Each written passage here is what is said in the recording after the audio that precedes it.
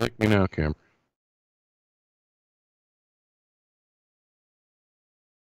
Sort of.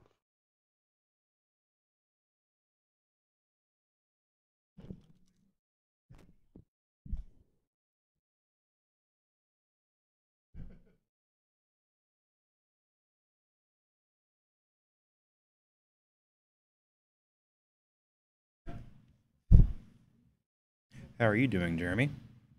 Not too bad. Fighting with the webcam for some reason. As is tradition. Nah, it's only bitchy every once in a while. My daughter calls Cinderella Wanda. Wanda? I Wanda. So every R she says kind of sounds like that. Saying like, I see the connection. Bella.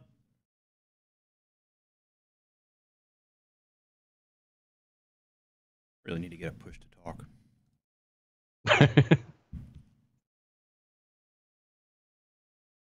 You can do a hotkey mute. That's if I was running the audio through vMix. Well, Skype itself. Yeah, I'm talking about the desk mic. Oh, well, Yeah, this one.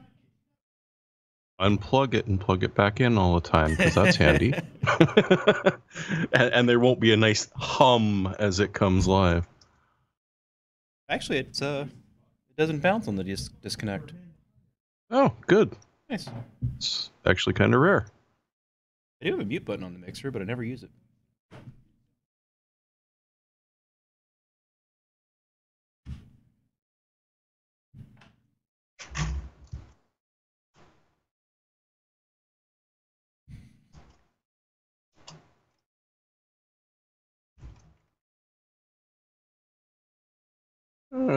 It's pretty tight, but not bad. Colors, fuckers.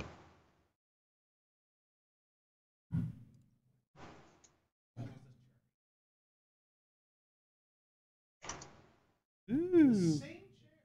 Ooh. Now that's sexy. No. There you go. How washed out do you want me? Let's see here. Ooh. My future's so bright, I gotta wear shades. Now I look like I've been out in the sun for half an hour. All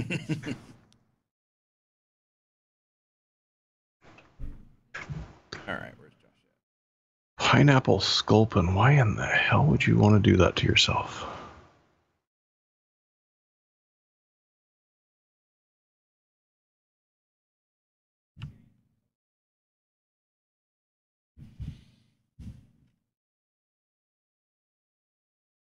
That's a very odd gift, Scott.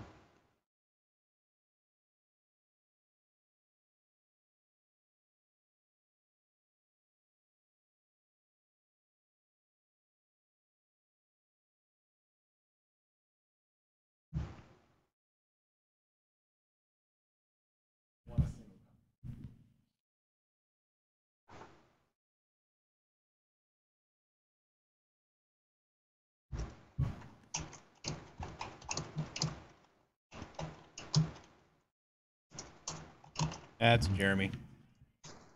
What? What's me? Clacking on your keyboard. Well, I was typing a little bit. I even washed the damn thing. It shouldn't be that bad. No more squishing noises.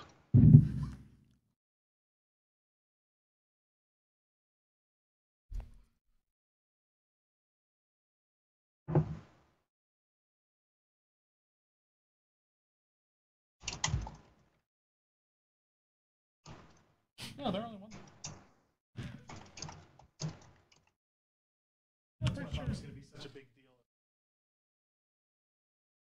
Gotta move that camera, don't I?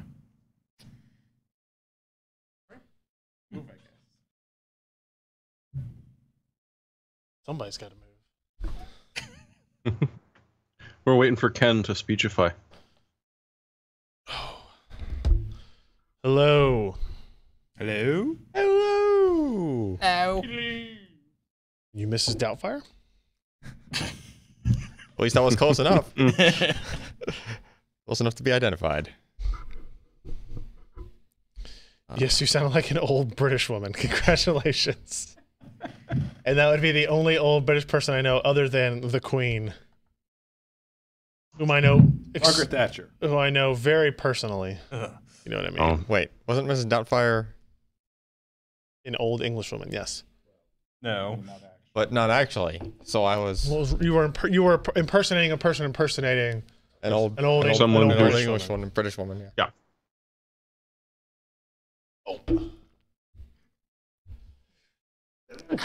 Bless you. Thank you. You got the streaming rights to the game, right? No, we certainly do not. And your audio just suddenly stopped coming through my ear. Well, I don't know why my audio stopped. good lord, he's gone deaf. Because the gate The is gate must be high. Gate's being a It's gate. high. You're high. There you're right. Is that better? No, because I haven't said anything yet. So how could it possibly? No, it's still not coming through. Turn him up. Oh, yeah, his gate is up. I just got this. I do like your pointing of the camera. Look forward, Ryan. Handball. Oh, I see. Whose chair is in the way? I presume mine. Is that the end of regulation? Yep. 30 more minutes. Put it on the clock. Except don't start from 0 and count up, because soccer. Well, you couldn't wrap over. It doesn't quite work that way. It's dumb.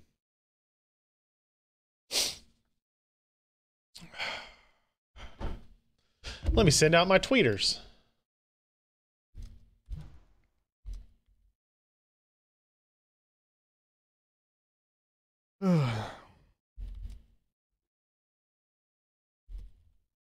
Guess we have audio going? Yes. Okay. We saw people talking about Mhm. British ladies. So, well, you know. Oh yeah, it's I was alive. wondering if it's a coincidence. Or... Yeah, that would be quite the coincidence. Indeed. Oh, look, it's XSplit Broadcaster. It's my favorite podcast host. I'm going to make a lower third with XSplit Broadcaster on it just for this. Until he pulls a pokeroo and becomes Josh. Spicy hasn't uninstalled XSplit Broadcaster at this point. We had him install it for a stream 2 years ago. It worked well. Yeah. What are we talking about? Oh. Why I see Josh now. has XSplit installed. What are you talking about, Willis? Have we been using, Josh, have you been using XSplit the last few weeks? No. No. Why Not are at we all. now? He forgot to I'm switch not. the webcam. Every time. Let's see. Well, no, it's my webcam doesn't show up. Also, your microphone needs to be switched to. Josh wants to feel professional, so he's running. Just running his video directly through XSplit and nothing else. Doesn't do anything else with it. Just It's not even actually plugged in. We are early tonight. Yeah, it's only 3 after. We haven't started the show yet. Been a bad day. Oh, no. Not really. Works now? Sounds like it. Yeah, What's you're Romeo looking good. doing in the studio? Can you turn the brightness of the lights behind us down a little bit? Not that much. That's good. They win. Kirby. Sometimes when the lights are too bright behind us, it looks like we're on a green screen. Mhm. That's all. Just be on a green screen.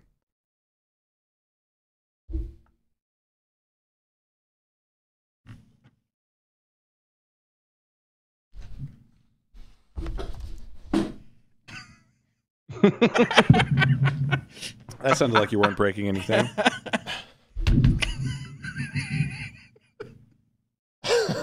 what the hell are you doing? Nothing. Sitting at my normal height.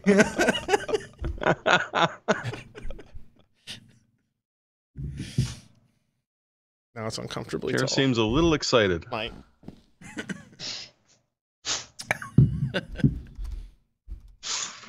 Oh, that hurts. Don't do that. Clunk, clunk. Who's got the refrigerator next to their desk? Oh, Of course it's Josh. You could hear the bottles just You clinking have a around. lock in on there. that refrigerator? What's that? Is the extra time sudden death? I don't know. Oh, I should play a couple of penalty minutes and then. Well, they're done with it. It's We're done with shot the out. we're done with the extra time. Yeah, I'm talking about the extra period, and that I think clearly they play the that entire. clearly hit that guy's arm, and they didn't call. Oh it. yeah, that was a handball. Are you watching the same thing? It might have been up on the stream for a second. Oh, I see. And they didn't call it, because otherwise we would have had a PK. Yep. 15-minute. Did you know? So, Jeremy, do you kind of follow international soccer, football? Yeah, I follow proper football, and occasionally I'll watch the North American version of. Schweinsteiger plays for Chicago in the Yeah. U.S. I didn't know that. Yep. No, there's often players that'll come over during the off season play here Oh, are they? Is the German because leagues it makes them off? look really, really good. And champion and Well, he is really good though. Premier he's, already done. He's one of the top Oh, level yeah, he's guys on their good. on their national team. But One of the top guys in Champions League. mm-hmm. All right, that's what I thought.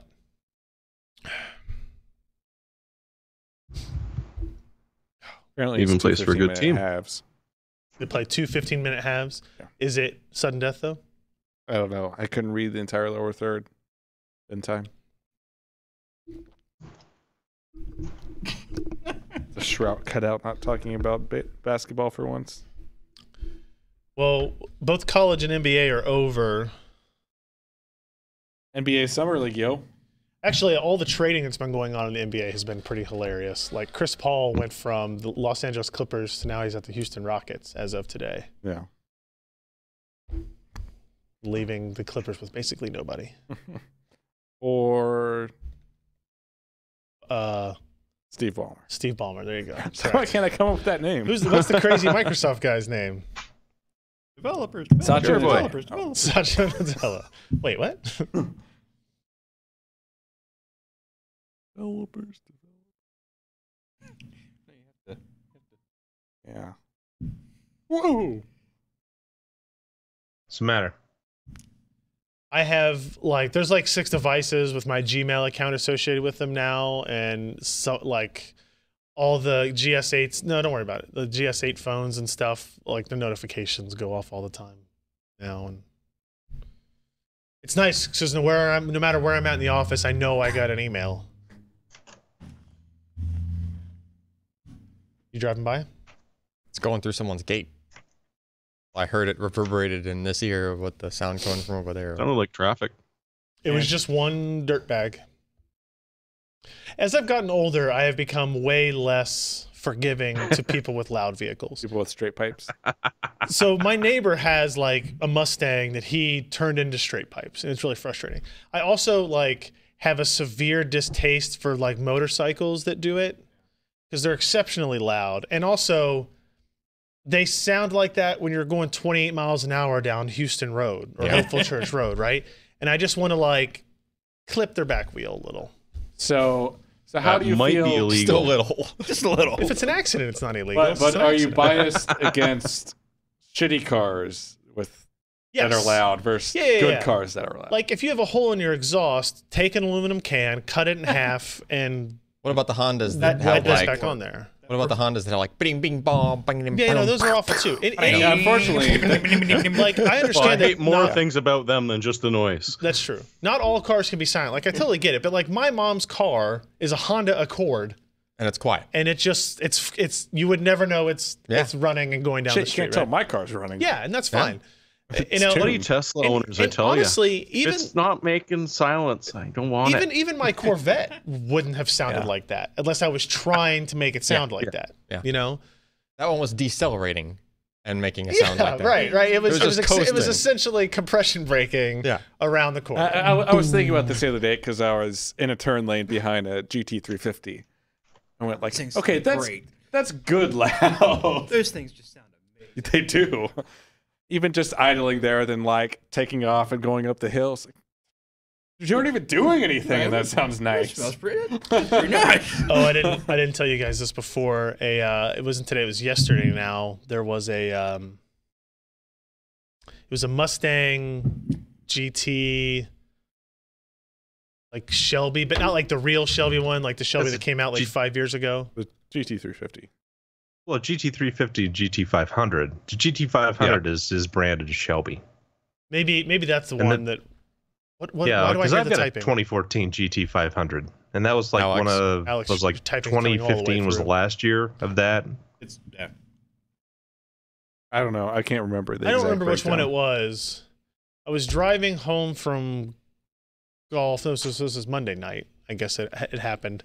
Oh, did he try to race you? Well, I wasn't. Like, I was fiddling with like a podcast on my phone or something As like Tesla that. drivers do. Yeah. And like I legitimately needed to go over the next lane. And so I accelerated a little bit to get over, and I heard him go, run. And I was like, are you really going to do this? And so like I actually accelerated a whole bunch, and then I just slowed down, like let the auto regen braking You slow just it down. proved your point, and and let then- him go up ahead of me. And he kind of looked at him as he went by, and then I floored it again and went past him, and then went in front of his lane. Alan and I had a pretty good run-in when we were road testing my tune after we applied it. That was so funny. Guy in a loud-ass pickup, we accelerated by, and he hit the gas and made a bunch of noise and was like And it's gearing up to go, and we just... And we still just kept on accelerating and going around him. It was just Was it like a big pickup or like a? it was a nice pickup, but with the exhaust, it was clearly just like almost straight piped. Yeah. And, like, It's like, yeah, you know, and this is the only modification I did to this car. and it's like he stomped on it and it got twice as loud, but it didn't Went do nowhere. It didn't do anything faster. I just find as now, with a daughter, like when the shitbag in the driveway next to me starts up his straight pipe at 10:15 at night, Yeah. and my daughter's asleep or trying to go to sleep. yeah, that's annoying. It's really annoying. It is, Yeah. but it's like, it's his only car, so what's he gonna do? He's got to leave. I don't know, push it down the hill for a little bit or something, right? It's like- there's a jacked up Chevy truck in the subdivision across the road from us, and he goes to work every morning at 6:30 in the morning. Yeah. And he does not let the thing warm up. So it's I'm like, oh my god, dude, it's 6:30. I felt bad. My friend Joey, he has one of those. It's a Fiat 500 Abarth. Yes, and they make that unnecessarily loud as Oh, well. do they? And when he would like say, we took it down That's to go pretty to funny. went to a UK game. He's dropping me off back at home after midnight or 12:30 through like a little residential neighborhood, and he was like, "I'm going to try to do this as quietly as I can." By, He like, not- definitely would take a jackass in that car if Yeah. it's loud in the middle of the night. Yeah. What's that roller skate making all that noise for? It's I mean, it's super light, so it's zippy. Don't get Oh, me yeah. wrong, but yeah. it's funny you bring this up because I've been like thinking about putting in high performance exhaust in my car recently. Why? not the full exhaust, just downpipe. I did the downpipe, but like I'm specifically watching YouTube videos to make sure it isn't fucking obnoxious. Pipe is gonna make that. If you just do the downpipe, it's not Well, horrible. I'm gonna keep a cat on it. So Yeah. I mean, yeah. Don't put a fart can on the back. No. You're He's, fine. fine. he's gonna leave the back half of it stock. Just downpipe is just between the engine and the like center. All right, let's do this show. Now it's 10:13. It's actually on time. What show? Oh, But I want to talk more about exhaust. Car Because my talk. car has a really nice one. I haven't even changed it. I probably won't. It's got a good growl to it. yeah. But it's not obnoxious. You're I mean, talking you about the press it and you Explorer, can hear right? it. What? You're talking about the Explorer, right? Not the Mustang. No. Well, sure. Why not? I mean, my Mustang, the Explorer is a dual pipe. So, you know. Yeah.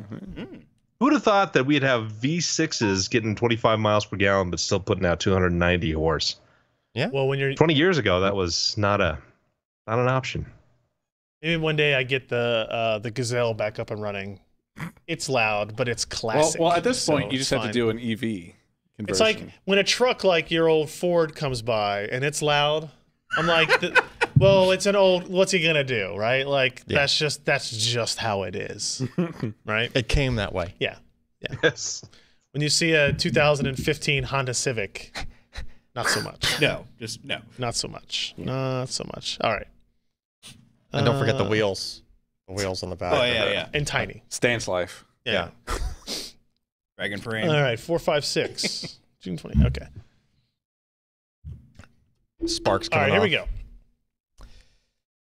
3, 2. Hey everybody, welcome to the PC Perspective Podcast. This is episode 456 being recorded on June 28th, 2017. I'm Ryan Shrout. I'm Jeremy Hellstrom. I'm Josh Walrath. And I'm Alan Malventano. And today is my 9th wedding anniversary, and I can think of no better way to share it than with all of you guys and everybody 9. at home. My wife agrees. 9. She's like, yes, please Yes. go ahead and do the podcast. Just get out of the house for me. We went to a dinner, but we're leaving on Friday to go to the beach, so this is an unnecessary. Yeah, just adventure for delay me it to- by a few days and Yeah, make yeah. up for it on Friday. So interesting. Side note on this, we've talked about a whole bunch of crap going up. I was paying for my dinner at Bonefish Grill with a prepaid gift card, right? And it was a $100 prepaid gift card, and the total of the bill for the dinner and drinks was like $80, Sure. 80 and change. And when they brought me the receipt, it said remaining balance $2.94. And I went, that seems odd. So I looked. Math is hard. So I looked it up in my phone, like you put in the number for the prepaid card, and it said they had actually pre-authorized $97 and For a tip. 64 cents or Oh. 66 cents or whatever it was. Yeah. But it didn't say that anywhere on the receipt that it had done it. So like I brought the guy over. It's like, look, I don't want to only tip you $2, but there's supposed to be $20 left on this thing. I was just going to leave you the rest of it. And I Yeah. had to go find a manager and see how their system worked with all this stuff. And I was like, I mean, it shows right here that you actually charged it $97, even though it only says 80 Yeah. whatever, Just something their system does. I guess. So I don't It know. adds 18% to it automatically. I said, It's an auto tip. I'm going to sign this and you guys can figure it out later because I did my part. In any event, welcome to the show, everybody. It is Wednesday night. We record the show at pcper.com/live at 10 p.m. Eastern, 7 p.m. Pacific or so. If you need a reminder for that, if you want to come hang out in the chat room and see the stuff, we talked about car exhaust at the beginning of the show if you were on the live stream. So you missed out on that. So if Yep. you don't want to miss out on those riveting discussions about fart cans and all the associated things that go with it, go to pcper.com/subscribe. You get this page here. It asks for your name and your email address. We send you a notification when we're going to do a live event. There is a chance we do another live stream tomorrow of a very different sort. There's nobody here from out of town. There may be a new product coming up that does not have an embargo that we might be doing some live benchmarking and kind of discussion about. So if you're interested in that, it's probably going to be in the late afternoon, early evening that it happens. But go to pcper.com/subscribe. I will let you know when we are doing it and when it will start and all that type of stuff. So make sure you go sign up for that, obviously. And then, of course, we have a couple of ways for our beloved fans to support us if you feel necessary or obligated or some other terminology for that. Patreon. We still have our Patreon campaign going, patreon.com/pcper.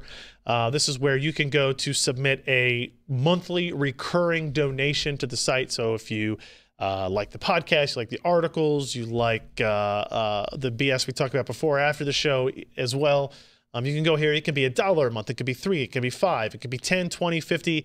Doesn't really matter. It's totally up to you. And it's a huge boost to us, both in terms of Josh's ego and our ability to pay Josh.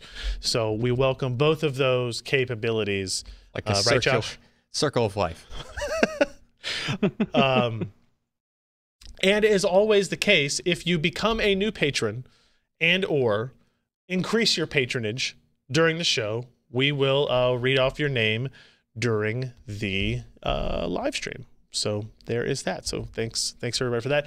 Oh, and also worth noting, we do have, if you go to pcper.com/mining, we still have the ability for you to contribute to our mining pool. So this is basically if you have a graphics card, which I'm guessing the vast majority of people that are watching this do. If you have multiple graphics cards, this is your ability to use that GPU horsepower to run cryptocurrency mining algorithms through a very simple service like NiceHash, which kind of takes all the thought out of it.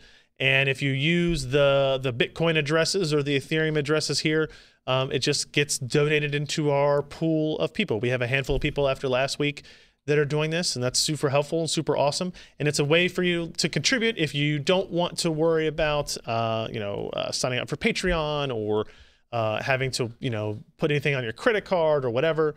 You can use this with your existing compute resources as you see fit. So we thank everybody who has done that and anybody who wants to. Super awesome. Again, pcper.com/mining for that. But of course, we're not telling people to go out and buy a GTX 1070 that is now $750 on Newegg. No, they should buy a 1080 Ti. Yeah. Yeah, Because those are actually cheaper. $1,200. I would say do not go buy hardware for this purpose. Yes. Only an idiot would, let's say, order a mining-specific graphics card off Newegg tonight. Only an idiot. Only an idiot. Surely that doesn't exist. Also, before we get into the stories, note that if you go to pcper.com, we are running a contest that just started today. Thanks to our friends at FSP. We have, 4 power supplies and 2 cases to give away. So whether this be for a new build or a new mining rig, hey, here's some componentry that you can use for that purpose as well. Pretty easy to sign up. There's 9 different ways to enter. You can use one or all of them, or, well, none of them wouldn't work, really. One of them is literally you click this button once per day.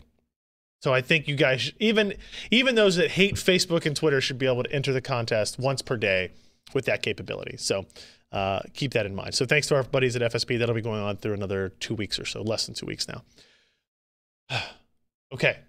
On to the news and reviews of the day. So we have some other things we're going to talk about later in the show. You can see it in the rundown. We're going to talk about the Radeon Vega FE launch today and some of the early, like a couple of leaked benchmarks. And I guess they're not leaked at this point. A couple of benchmarks that have come out from the first people to get their hands on the card, as well as those mining-specific graphics cards that Ken alluded to.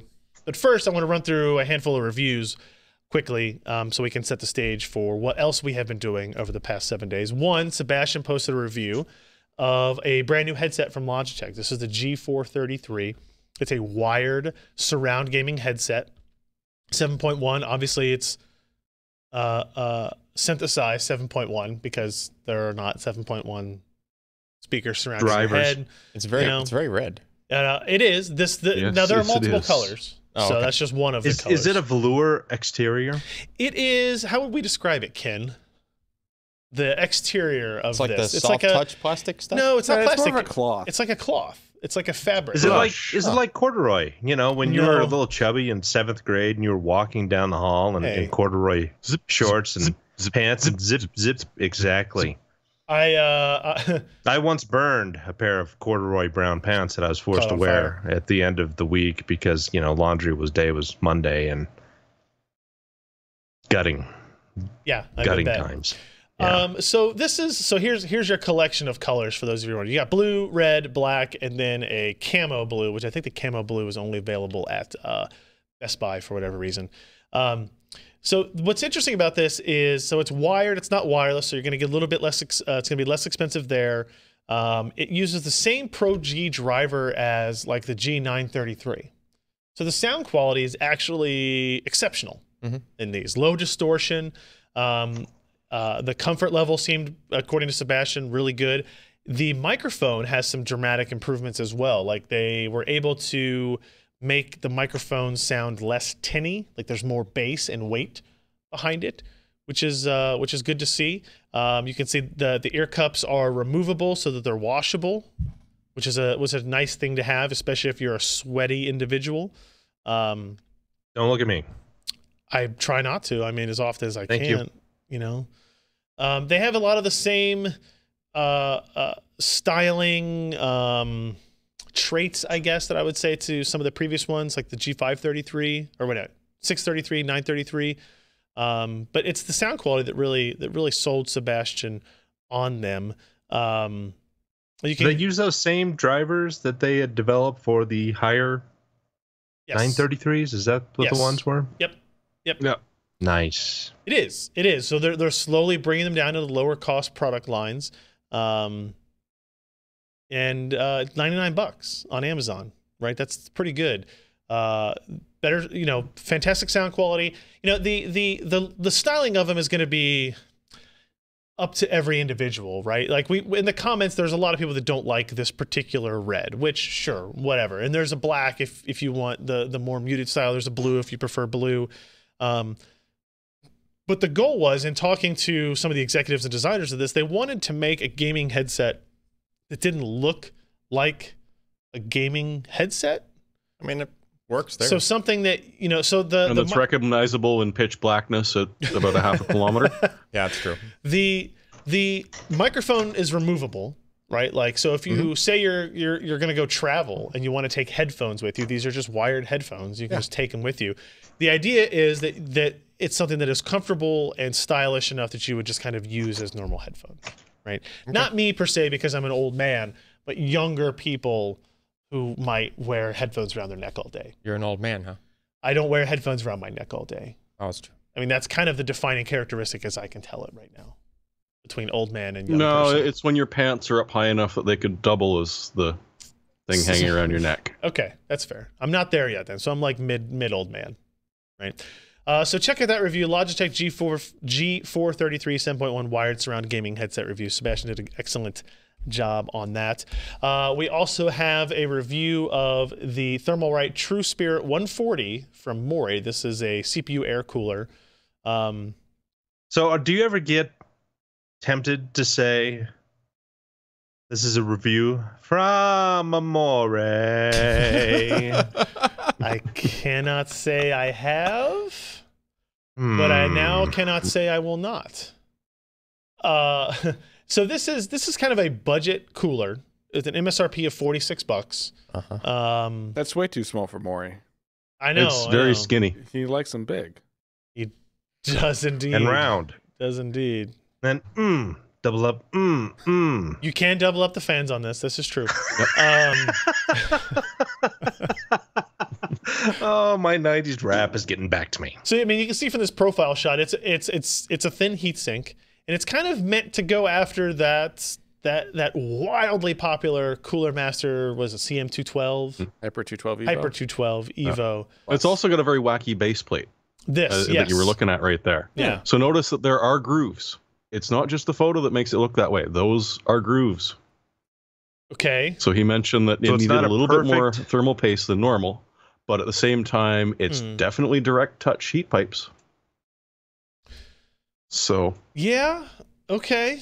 And this, ladies and gentlemen, are why we have heat spreaders on most CPUs. Because Yeah, that's true. If you- so Those see how it gaps works? are significant. A bare die would not Farewell with this cooler. fare well with that. No, that is correct. Yeah, it is kind of hard to see because there's a lot of reflection in all the photos and stuff. So it's not a perfectly smooth and flat edge. It is essentially is what not. you're saying. Okay, yeah, we can see a little bit there. Oh, actually, and there's a shot like, after there you the thermal paste has been applied. That's why I apply it my. needs a little more thermal paste than normal. That's why I apply mine with a butter knife, just right across the heat spreader. Oh man. Oh, drywall trowel works better. No. So if we look at the actual comparison testing, though, it did okay. It was, I mean, compared to Noctua NH-D15, which I think is a much larger heatsink, the Raystorm Pro is a water cooler. So keep all that in mind. But it does do relatively well at max and OC settings. Now, I don't know. I mean, I would hesitate. I can't say for sure how much of that groove design is really affecting the performance, but there's got to be some result to that, right? Yeah. I mean, there's got to be something to it. So, And obviously, it's not necessarily a negative because it's performing decently for the says okay. tiny little thing that it is. yeah. And it's $46. It did get a gold You award. won't have any trouble with memory compatibility. That's true. It's not going to crowd the slot. That's true. And as we get into these, so you start to wonder about. I guess he tested it with the 5960X overclocked, so it's not like he didn't test it with a high wattage part. But as you get into lighter or bigger, say you got a Threadripper processor coming I don't up. think this is going to work for it. Like, is that enough coverage for that? Probably No. not. No. Even if you could get the mount, what I'm saying is, even if you get the mounting But you mechanism can get two of them. They're so skinny, you just mount two of them just on side there. by side. Yeah. All right. Fan in the middle, the way you go. Yeah. It looks like a really good product from Thermalright. It's going to be hard to unseat that Hyper 212. The mounting mechanism on this is better, I think, which is a big It's like plus. the Hyper 212 and the Cryo Rig H7, I think, are kind of the low the cost. two low cost yeah. kind of more popular ones. Mhm. Yeah. So we've got that review. Obviously, you can check out. And then Alan, you wrote a review of the what did I say? Yeah. Of the Intel SSD 545S, not 54055. Yeah, not that's a really bad 5450. No, not any. Yeah, I An know. S looks like a 5 in a lot of fonts. You're right. This is a new series of SSD. We got the 512 gig. This is their first. Is this the first using the 64-layer TLC? Yes. And I will say that the design for this is uninspiring. I mean, Isn't that a processor? they were going for Looks like a CPU. In this That's true. picture up here, I thought it looked like one of those stock photos of like a processor that doesn't have only has generic branding on it or something. Yep. But this is what we're looking at, huh? Yes, that's I guess the it's hard to actual- make SATA SSDs super sexy, but you know. Well, I mean, and they were going for they're trying to go for budget on this model. Sure. Right. That doesn't mean Like, it needs to look shitty. Like, well, I Is, mean, is that stamped plastic or stamped metal? no, it's metal. so like they could have made Wow. it look like any other SSD. Like, Why didn't they put a skull in the middle? Well, so there's a lot of metal in their other housings, like their older style SATA housings. So they needed something like thinner and lighter, I guess, sure. because it didn't need, this thing doesn't make so much heat like the older ones did. What about? Their older ones, which were like the enterprise controller Sure. put into like a client drive. I've got two words for you. What? RGB LEDs. No, stop with the RGB LED everything. Eh? do those count as words? Acronyms? Sure, you know, I they got should two just do acronyms for you. sayings in Braille on that'd be awesome. Just do Braille across the damn thing. This is the Yeah. kick-ass SSD you need. How many people All right. go crazy trying to figure out what the hell your that Braille your was? stupid vision people can't even understand this. This is just a joke Yeah. between you and me, right? That's what I would put on there. What do we got spec-wise? Anything interesting It's stand out? your at this point, No. SATA specs are pretty much all the same, right? So, like I mean, most of them are saturating the bus. But you saturate the bus on throughput, sequential read write. But is IOPS a standardized thing? Like, are we pretty much maxed out on IOPS for SATA most drives too? go between like 70 and 100K. Okay. So yeah, basically. All right. One thing that is impressive here is this is a TLC SSD with SLC cache, your typical kind of layout, right? But they're claiming sustained sequential performance numbers, Mhm. which kudos to Intel actually For claiming putting it that, on there. right? Because that implies like what is your speed once you run out of the cache, Mhm. right? In other words, you're just doing a very large write, for example. And For example. and out of the 0.5 terabyte model, which we tested, their claim is 475 meg per second, which is not too shabby for Intel TLC. Usually IMFT, Intel or Micron TLC is not the best in performance, right? Mhm. So this is, I guess they're kind of finally coming around on their TLC speeds. They used to be like hitting a brick wall once you ran out of Right. cache, and it was very noticeable drop. I would say go to the performance focus page. You guys want to see what the inside looks like? There you go. Now we're done. Yeah. So yeah. Also, when you have a bunch of layers to your flash dies, and you don't need that many dies, and your drive is much When smaller. do we get than rid of the housing. 2.5-inch form factor again? Soon, I mean, right? they tried to with MSATA. They didn't try to with MSATA. Yeah, they did. No, they didn't. Look, Intel did this big push back in the day. They were like the first company with MSATA SSDs, Sure. right? They sent us like a special, like a laptop, the first laptop from Lenovo that had the port inside of it, and Exactly. it was like, oh my goodness, No one ever You know- advocated for MSATA as a 2.5-inch replacement. It was, hey, we can put SSDs in smaller notebooks now. right? But That's not a 2.5-inch you know, replacement. and you saw some desktop boards that came with MSATA ports. I want the back in the day. OCZ 3.5-inch drives back. I want to The pack Colossus? so much flash in there that you need the 3.5-inch drive. I like it. Yeah, Why don't we just bring back 50 the 8-inch terabyte drive. 50, Bring back the but big 50 foot. but the terabytes, so 10 much cents per flash gig. back then was 256 gig. Yeah.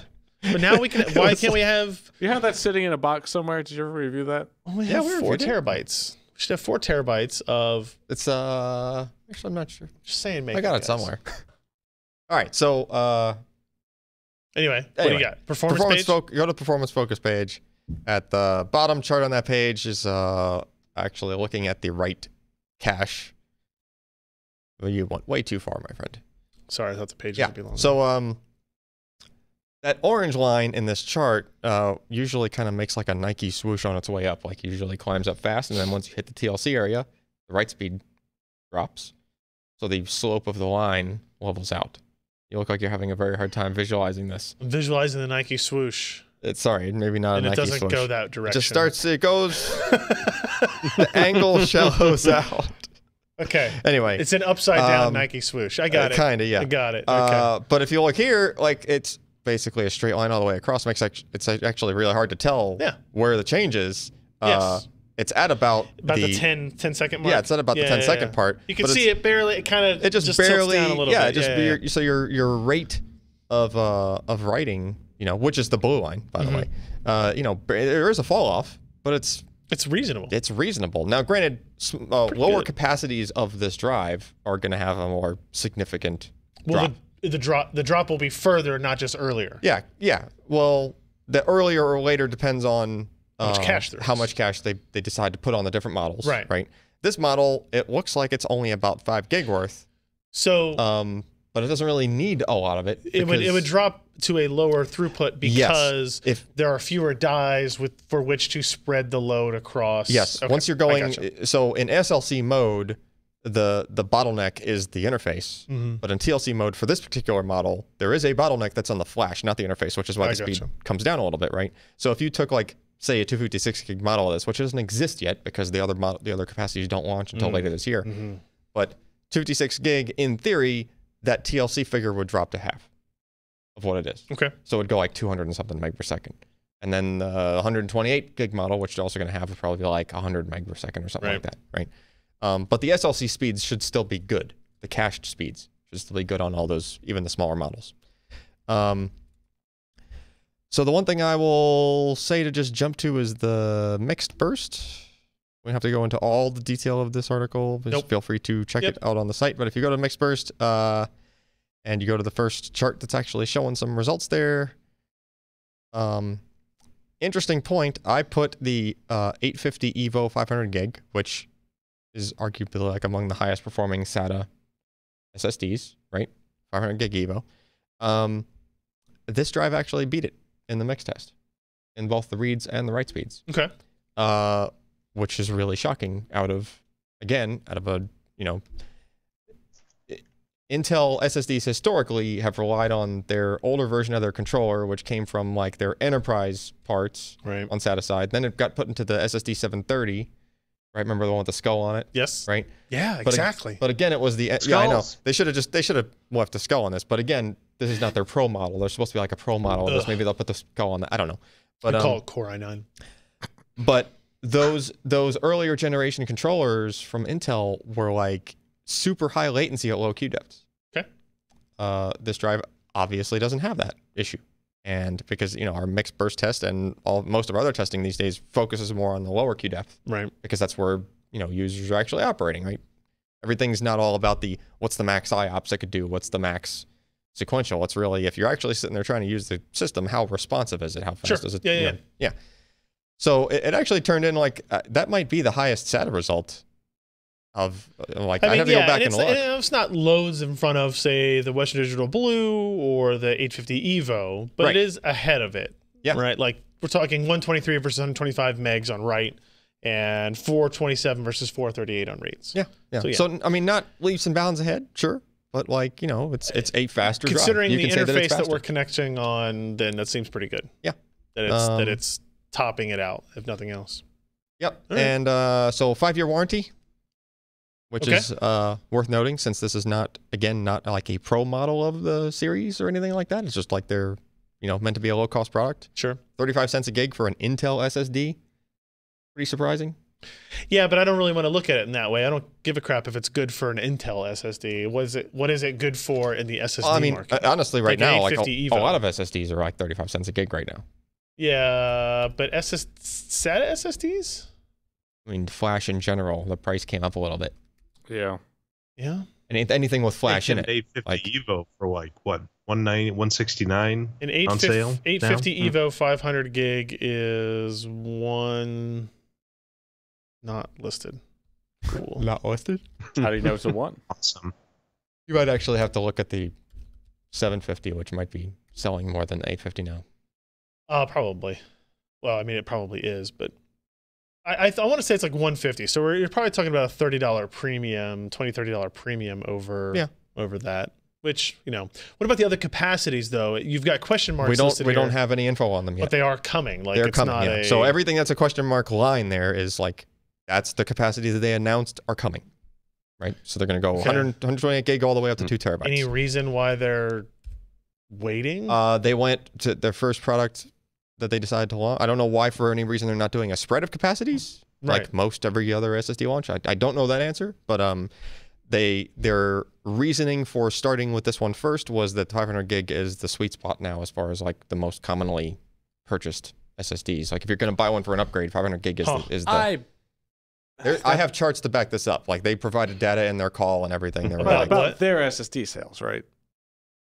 What was the statement that is in question? 512 gig is the most common capacity. well, it's like not exactly 512, but like 500. I would or In so. between 480 and 512. It would. Yeah. I would 480 be is awful. shocked to see it not be 256 still. It was not too long ago, Yeah. but it's like the little hump in the chart was moving as it over time. All right.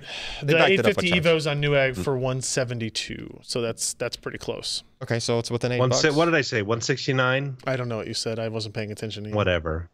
Oh. So got a gold award. When's it available? It's supposed to be available now. Is it? I mean, I haven't Googled it today. We should have a link in the story if it is. That's all I'm asking. That's it. That's all I got. All right. That is the 545S. poorly named Intel SSD 545S, not 5455S for 5455. Whatever. 512 gig SSD. It is I should have just called it the 555S. it's on Newegg for $179. Okay. There you go then. That's almost exactly 180. Well, $179.99, Almost. which I round up to 180 for articles. Like See, that's not they precise. don't get the That's extra not penny. precise. Yeah, sure it is. People don't Not get the extra precise. penny out of me for that Once you kind of guys thing. finally get rid of pennies, it'll all not. It won't be a 'cause problem anymore. If someone's selling a $200 SSD and you say $199.99, as much as Josh likes to say it, which is all good and fine, but I'm still just gonna say it's a $200 SSD, right? I'm going to say it's a $100 SSD. I round down. See, that's the problem. And that's why they do it. All right. Our last review of the evening comes from Sebastian again. This is of the Samsung Galaxy S8 Plus, the new flagship phone on the Android market, according to Sebastian. And look at that photo, guys. That is a nice photo. That is a nice You photo should be like a professional. of a nice screen. Like I don't know Professional what? I don't know how he got like if you try to you know how you can't take a picture of something to show color being amazing because the screen you're looking at it on might not be that great. Like he somehow, I wasn't looking at that. It's called photo editing. Yeah, it's called cranking the exposure. Or No, the exposure. That's a good picture, too, if it doesn't show the screen because it's off angle. It's a very artistic photo. Yeah. Yeah. Yeah, I mean, it would be made even better if he could show his child drooling in the background on the reflection. Maybe it's there. You just gotta enhance. Enhance. You gotta zoom in and enhance. So I don't want to spend a whole lot of time on this, but I would encourage you guys to go check out the review because Sebastian did an excellent job on it. This is the S8 Plus, so it's the larger 6.2-inch screen, but it has an odd resolution, right, of 1440 by 2960. So it's tall compared to everything else. If you haven't seen this yet, it's got the Qualcomm Snapdragon 835 in it. It is an octa-core 4 high performance cores, 4 low or high efficiency. They don't want to call it low power. High efficiency cores. Adreno 540 GPU, 4 or 6 gigs of RAM. The 6 gig of RAM is when you have the 128 gigs of storage option. which is available at 64 120 gig. It has the Snapdragon X16 LTE modem, which not as important today, but the capability to support gigabit LTE moving forward is pretty awesome. 802.11ac, 2x2 MU-MIMO, Bluetooth 5.0, A2DP, aptX, USB 3.1, Type-C, pretty much all the features you could ask for in a high-end phone are available. Android 7. Yes, you have a question. You know what? If you can scroll up a little bit, you know what you can say about Sebastian? Oh no. He likes them big and round. He does. He also likes IKEA tables because that's clearly the same finish of the table that I'm presently sitting at. Yeah. Yes. Maybe not the same table, but definitely the same black-brown finish. It's a pretty safe bet it's IKEA. Pretty safe bet. Now, it's an expensive phone. This was $825 if you buy the US version unlocked on Amazon. Obviously, differs by carrier and all that goodness. There actually have been some really good sales on this from the carriers. Have there? I have a friend who just bought one, like buy one, get one. I forget. Oh, yeah, I did see that. From who? Yeah. I think maybe T-Mobile. Yeah. So it's the options are available out there. Sebastian goes into the display on this. He talks about it. It is a pentile display, but a diamond pentile matrix that he adores for keeping text sharp. The previous phone he looked at, the Pixel XL, did not do that. So this is an improvement over that. You can you got some close-ups of the text on that screen. Again, fantastic photography work. Fantastic photography work. It's got the always-on screen. He goes into the testing of the Sony MX333 sensor that is apparently gets high marks again as well. Excellent sharpness and detail from quick handheld shots. Look at that flower. Look at that bokeh. Just popping. That's not post-processing. Look at that tree somewhere. I mean, Sebastian and I have had somewhere? conversations about this. The Yes, please do. Samsung camera app does post-process. We have arguments about this pretty regularly. The Samsung camera app makes the photos look punchy, look like there's more contrast. Okay. I mean, most phone, I think they all do, unless you can figure out how to turn it off. yeah. If you compare an iPhone to a Samsung shot, you can usually tell a pretty stark difference between color correction. Samsung's doing more. Hey, Just saying. Can we do a quick spot check on the match over there? I just want to see where they're in penalty kicks right now. Yeah. What is it? Yeah, I would assume so. Okay. Okay. Oh yeah, eat it. Now we're up 2-0. How's that work? Because we blocked one. No, but we've blocked 2 of theirs. how many do you have to get? You get 5. Oh, best of 5. So it's best of 5, but Yeah. if you're tied, then you just keep going one more. Okay, so we've got a big... I think this is actually a conspiracy against most people. Probably. That you take a picture and you look at it and you look at the real life thing, you look at it again, you look at a real life thing, you think, you know what? My life is really drab as compared to everybody else's. Yeah. I should just buy a head-mounted display, put the phone directly into it, and just walk around like that for the rest of my life. Too. Yeah. He also looks at performance, which is pretty impressive. If we look through some of these benchmarks that Sebastian has up here, again, this has got the Snapdragon 835, so the highest end part from them. If you look at the performance of the Snapdragon 835 and the Kirin 960 and the Huawei Mate 9, it's pretty much neck and neck in both single and multi-threaded performance overall. The Apple iPhone 7 with the A10 Fusion part has a much faster single-threaded perf score, but a lower multi-threaded perf score. So kind of an interesting comparison and kind of what we've expected to see as we look through these results, right? The Snapdragon 835 does really well on gaming tests, graphics, GFX Bench, Manhattan, ES 3.0, 1080p off-screen. It's the leader by a significant margin. The second place being the Snapdragon 821, and then the Apple iPhone 7. So in terms of just raw GPU performance, Qualcomm has the big advantage in that area as well. So you can see as we look through 3D marks, big benefits there. Battery life also super impressive. Oh yeah. Cincinnati just won. Mm-hmm. Just won. Yeah. Who's playing again? Cincinnati, that is in the USL, which is the league under the MLS, and apparently we were in 6th place in our division. And there's a US Cup that is going on that is like any team from any league can enter. Like I think Zach was telling me that like some beer league team entered and made it past the first round type of thing.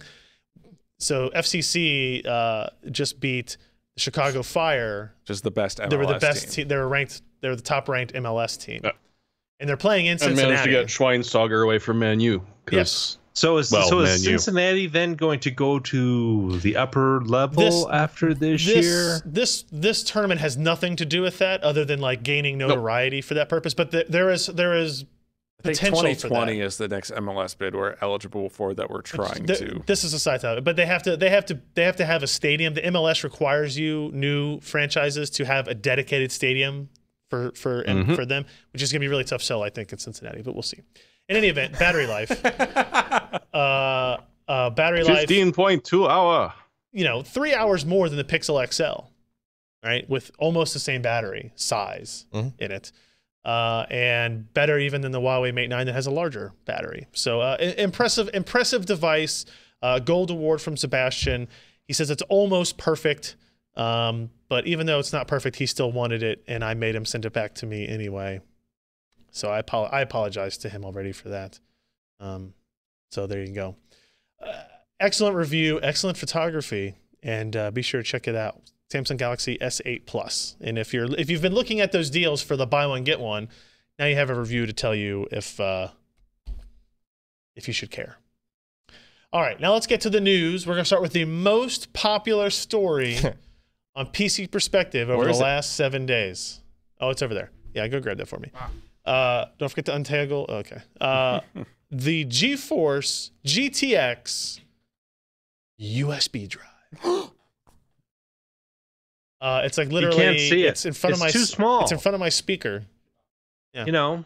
Yeah. No, the box. I don't know where the box went. I'll make your laptop faster. Plug that. Yeah. No, I don't think that's how it works. So remember they Speed did boost. How hot does it get? How many CUDA cores does it have? 0 and all. What's of the TDP on that? Why doesn't the fan spin? Probably like 3 or 4 watts. See, Jeremy's got the right idea. I want to like put a little miniature motor in there, make the fan spin, and put some LEDs. So remember, on April Fool's, NVIDIA posted a video that basically said, "Hey, we figured out how to put AI into a USB stick so it can play your games while you're AFK." Right? Like you go to pick up the pizza because gamers and pizza. Am I right? I do like pizza. And it will continue to play the game for you. Well, they got there's a lot of reaction to the idea of this tiny USB stick size GeForce GTX box. So they made one, and they sent out some to the media. They're giving a whole bunch of them away if you have GeForce Experience installed. They're kind of doing a random giveaway on that. That's a lot of memory for a video card. Who's got that installed? So it does have 64 gigs of frame buffer. So that's nice. It's pretty speedy. And they even put it in the Founders Edition like packaging. It's almost big enough to hold the NVIDIA driver. Almost. So it was rated at what? 111 megs read, 43 megs per second write. You can see it. It's adorable. It's a little push button on the back to extend the USB drive on it. There it is. Oh, see how cute that is. Here's my complaint. This is a complaint? This is the inside of it, by the way. It's just a normal USB drive with a shell around it. Here's my complaint. How do you install this? If this was correct, how do I install it? It's too. You plug it in like this, right, with the display outputs coming out, essentially where the USB port is. You wanted the USB as a T-shape? No. The GeForce GTX logo is on the wrong side. Yeah, it is on the wrong side for graphics card, but the right side for a USB drive. I mean, I don't understand how you make, as I plug this in, it's pointing at me that way. And if I plug it in this way, it's pointing away from me that way. Yeah. Like it totally depends on the orientation of the thing. Type-C connector. I don't know why they didn't write it on both sides. Well, because then that would be non-canonical. What? Because that's not. That's got also a PCI not how it's done. fingers coming out the one end. That's true. It doesn't but have it's in the equivalent of where the slot is. The logo is where the slot connector should would be. Yes, correct. So if they just put the logo up here. Don't get him onto the Timothy Zahn, Empire series, and what's going on now with Disney. Let's just avoid that altogether. And I wasn't kidding, by the way, that this upsets me because literally this news post that I posted on the site was the most popular story on the site over the last week. I think like the GeForce Twitter account linked to it over the weekend and their Facebook linked to it or whatever. So that, just a huge push by a bunch of people. But still, guys, USB drive. Moved on. It's an adorable promotional tool. You only say that because you have one and no one else can have one. That's true. Yeah, and those things are going on eBay for like over $300. Can they mine? No, No. Very slowly. the ROI sucks. That's true. That's true. Yeah. Anyway, away from that, let's get to the real stuff. So the AMD Radeon. No, is it Radeon? Yep. Yeah. Radeon Vega Frontier Edition. Yeah, it's Okay. not RX Vega. It's Radeon That's Vega. the consumer version. Okay, so Frontier. So wait, I gotta ask about this because I kept seeing you guys put FE on stuff. Frontier Edition. Come We, on. we Really? It haven't just says accidentally said Founders F Edition a everybody. bunch of times at all. Yeah, That's like true. Actually, I haven't. like No, seriously, really? like I how have. many things are they gonna overlap almost identically to the other company? Not performance Wow. Well, levels. the next model is going to be the Vega P100 I don't mean that, Frontier but like Edition. you got the AMD motherboards and then like intermixed with the Intel motherboard X370, numbers, the and then like, B350, and now you got like you're seriously gonna put FE? Ryzen 7. Frontier says It's like find another The word that starts with future. F. like I'm no, going you out. don't want another word that starts with an No, F. I'm saying that's what they're like marketing guys. yeah. Oh, this FE thing is yeah. Let's Honestly, find I'm gonna be another honest FE with you. Spoken like a marketing guy. I had not made the connection Wait, to really? to Really? Founders Edition. Really? Because I never called it FE. I just call it reference. Oh, that's Like- funny because even I did. I've Really? made the mistake Interesting. in Or talking Frenulum about Edition. it several times. So in any event, the card that we've known about for a while officially launched on the 27th yesterday, which means it went up for sale, for pre-order, whatever you want to call it. Apparently, that started to show up in a couple people's hands. Mine actually shipped today from Newegg. I paid $999 for the air-cooled variant, whereas the water-cooled variant is $14.99. Good lord, Is that's an that expensive correct? water cooler. With That's an the same expensive water specs cooler. on the inside. That's the thing that's something that upsets me, that confuses me, is both on the Newegg page, both are listed as 13.1 teraflops for both the air-cooled and the water-cooled version. Yeah. The air-cooled version is listed at a 300-watt TDP. Mm-hmm. The water-cooled version is listed at a 375 watt A TDP. water cooler does not take 75 watts. No. But in theory, yes. So in theory, you would say like, okay, they're using the 75 watts and the required water cooling to get more power out of the GPU, more performance. Yeah, it will throttle But they're less, not listing. They're not listing any specification differences between yeah, those two. I agree.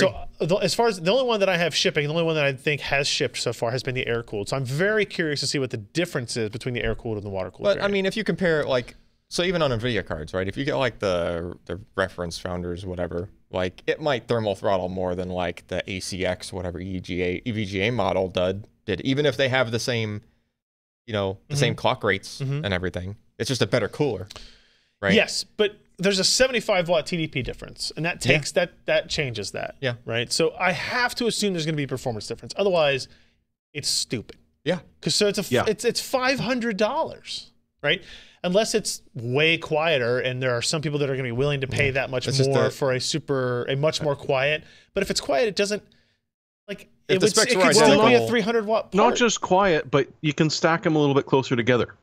So if you're looking at it as, a There's no fan production on it. card, and you're trying Yeah. to stick a bunch in, there's no fans. Yeah, if you They could can figure, fit in a little bit closer, you can but your figure out where to pan put a bunch of those Those cooler, water where you blocks, could put like yeah, multiples the of the water coolers. coolers. this way everywhere. Just have them hanging outside the case. Just stick it out of the case. Yeah, Yeah. definitely never done that. I like. But the one thing I could never find, Yes. and I did do some digging around for this, is there's a boost clock of 1600 megahertz. That's literally the only number I could find. and it I lists the don't same know for both, what the right? base would be. Yeah. Like what? So They're it being may just be very- that the water cooler is actually going to KG? sit there, whereas That's true. the air cooled one might just hit it, like the wee little Fury that they made. Yeah, that's Oh, true. wonderful card, but I could see throttled- that, and then you'd be able to just claim the same peak teraflop performance level, right? 13.1 teraflops. You could just say it, and the water-cooled version just hits it more often. Yeah. Or continuously. Yeah. But that's a pretty big difference, and it's still, even then, that's still $500, right? So now the question becomes: will the air-cooled version, how much does it throttle? Is it like the Nano had a lot of problems with its frequency going up and down because of its power limitations, not necessarily its cooling limitations, but its power draw limitations. Yeah. So I'm really interested to see what this does. Hopefully I should have mine tomorrow and we'll be able to see. We'll be able to do some testing. Yeah. And I have a Titan XP, the legit XP. Capital P or lowercase p? Or I think they do a lowercase p. Oh, okay. Yeah, the actual full GP102 version of it.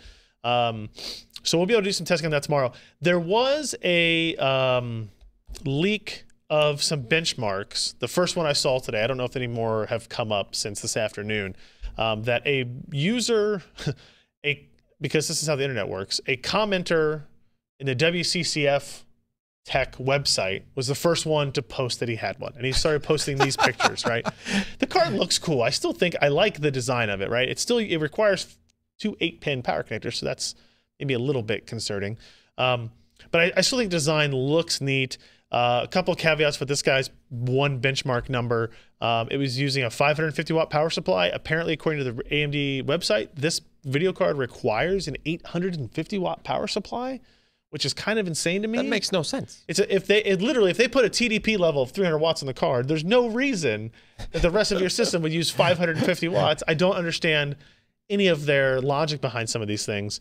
But the theory being that maybe his results were like throttled because it couldn't supply enough power. I don't think that's the case, actually. Worth noting, the very inefficient GeForce GTX 690, which was a dual GPU card, only required a 650 watt power supply. Right? So keep that in mind. There's really no such thing as like the GPU could not possibly know that the power supply cannot provide either the thermal. Yeah, no, it would either become unstable or not. Yeah, like, that's my thought as well. The system would crash. Like your 12-volt rail would start dropping, and like So they run through some screenshots. They have it on GPU-Z. Obviously, it doesn't really understand what it is, but it does notice that it has 16 gigs of HBM2 memory. And then what is this? This is like what 10, 12 consecutive runs of the card. And you can see where it's in gaming mode. In gaming mode, which is that's a lot of variance. It is. What is gaming mode? Is you have to put a mode? So apparently, go ahead. Drivers. Yeah, apparently the driver has a mode for development or gaming. Oh, and the gaming is more like I'm a developer and I need to test this game. Not exactly. I'm going to. So it's not fully optimized for play a some game. video games, Yeah. right? Oh, no one knows. Oh. So yeah, no one in AMD has talked about it, but I'm sure that if you force the issue, their claim would be that it's probably similar. The drivers for Frontier Edition are not optimized for games today. Yeah. Blah blah blah. However, I say blah blah blah dismissively. I apologize. However, 3D Mark is not one of those cases. Right. There is no earthly possibility that AMD's driver for any GPU that exists today or 2 years in the future is not incredibly optimized for 3D Mark. There's no possibility that that's the case. That's true. For DirectX 11 3D Mark. Yeah. Okay. It's like you had only one job. Right. Almost. Right. Yeah. So with that in mind, I believe the scores seen here are probably pretty indicative of the performance of the card. They should be. Right. And it is roughly an overclocked GTX 1080 performance level, plus or minus. Okay. Right. Based on these results. And this is a $1,000 card. This is the $1,000 card. Now, keep in mind, this is not aimed at gamers. Right. Like, they're not trying to sell this to gamers. They're not pretending to try to sell it to gamers or anything like that. It is very much a prosumer development product. Okay. Mining card. Mining card, yes. The one thing that pops into my head when I see this, and scroll up a little bit. Oh, hold on. No, that's the wrong kind of scrolling up. Oh, yes. You broke it all. Uh-oh. Oh. What the heck? Okay, I can describe it. Please do. So it's got a clock of 1600. So what is the max clock of an RX 580? I don't remember. Like it's what, 14 something, 14 something? Yeah. So at least with a bigger chip and essentially the same process, AMD has improved that speed. So hopefully there's some more hope in the future. If you look at the variance of the scores and the 12 runs that were apparently done, you'll also see that like the clock speeds are different. And I don't know at what point he's measuring this clock, at the end, at the beginning, if he's averaging. I don't really know, because some of them are 16, some of them are 1528, 1682. Like it seems to be, you know, that those are the three, you know, 82 megahertz plus or minus. Isn't that a part of the report? Doesn't it give you something? If you decide to save those results? Yeah, that's probably where he's getting it from. Oh, you mean from 3D Mark? Yeah. Oh, okay. I think 3D Mark gives you some like gotcha. You know, analytic stuff at the end. So and apparently they ran 3D Mark Firestark Extreme, which puts it between a 1080 and a 1080 Ti, and then 3D Mark Firestark Ultra, which puts it again almost on par with the GTX 1080. So that's pretty much all we have now. There's a ton of other screenshots. Apparently there's somebody who did an unboxing video that looks like there's a video card inside some styrofoam. So this being a developer, air quotes, whatever, like what else does it do better, supposedly? I mean, like nothing. It slices, it dices. No, I mean, like I'm talking like, okay, so in NVIDIA you have like you know, the so the Titan XP, right, and the Titan line kind of as a whole has been this in between for GeForce and Quadro. Right. And they did it by like, you had more memory on the Titans than you did on the other on the GeForce line. Sometimes they would unlock which was it, the Titan or the Titan Black that unlocked FP64? The original Titan. Was it the first one? Yeah. That unlocked double precision. They really haven't done that again because that, I think, maybe infiltrated too much into the Quadro and Tesla was line. buying them just for the but now even for NVIDIA, like if you look at the Titan XP, it's what's it, $999 as well, and it only has 1 gig more memory than the 1080 Ti, and it only has slightly better performance than the 1080 Ti. So it's like it's kind of mixing in. But for AMD, you know, they're just trying to go after the higher margin world with this product to start with. So it's I mean, okay, so the TDP is 300 watts? Yeah. Compared to unless you get the water cooled one, in which case it's 375. Compared to 250 for a 1080 Ti, but some of those a Titan XP. Right, but some of those results were more closer to 1080 speeds, right? Yeah, and the 1080 has 180 watt TDP. Right. So that's a problem. If that's what plays out. So it's roughly 50% more power draw for this card given for the performance. So I've already got emails and requests into AMD where I say, hey, I'm testing games tomorrow. First thing I'm doing, sorry about it. I know you're not going to be happy about it, but I'm going to test games on this tomorrow. Yeah. Is the driver that's publicly posted the best one I can use for today? If you want to make a statement that I put at the beginning of my story. Somebody was saying in the chat you can install the RX drivers. There's only one driver posted for Vega on their site. I looked today. Yeah. Oh. Yeah. Like it has to recognize the card, right? The I driver's still not. Yeah. But in other words, like the claim I assume AMD will make is this driver is not optimized for games today. So any of the results you see should not and will not be indicative of RX Vega performance, right? And it's the case with every AMD launch or every GPU launch damn near for that. Well, it depends on where they start, right? Like, you know, if I reviewed a Quadro P6000 and it didn't look as good as a 1080 Ti, they would make similar claims. This driver and platform is optimized for professional applications. But there's no way, like AMD could not, obviously knew that when this card was launching, people were going to buy this and use it as a predictor of RX Vega consumer performance. Yeah. Sure. And I think it's important. Like this isn't a Quadro. This isn't a Fire Pro. Right. So it doesn't have the professional code paths and the certifications and everything. It's that in-between card. So like comparing it to a Quadro P6000 isn't exactly fair. It's like when we got the Titan X and we tested the Titan X when that came out 8 months before the 1080 Ti, and we knew exactly how 1080 Ti was going to perform. Yeah. It turns out that mapped pretty well. Yeah. It was very proportional. Right?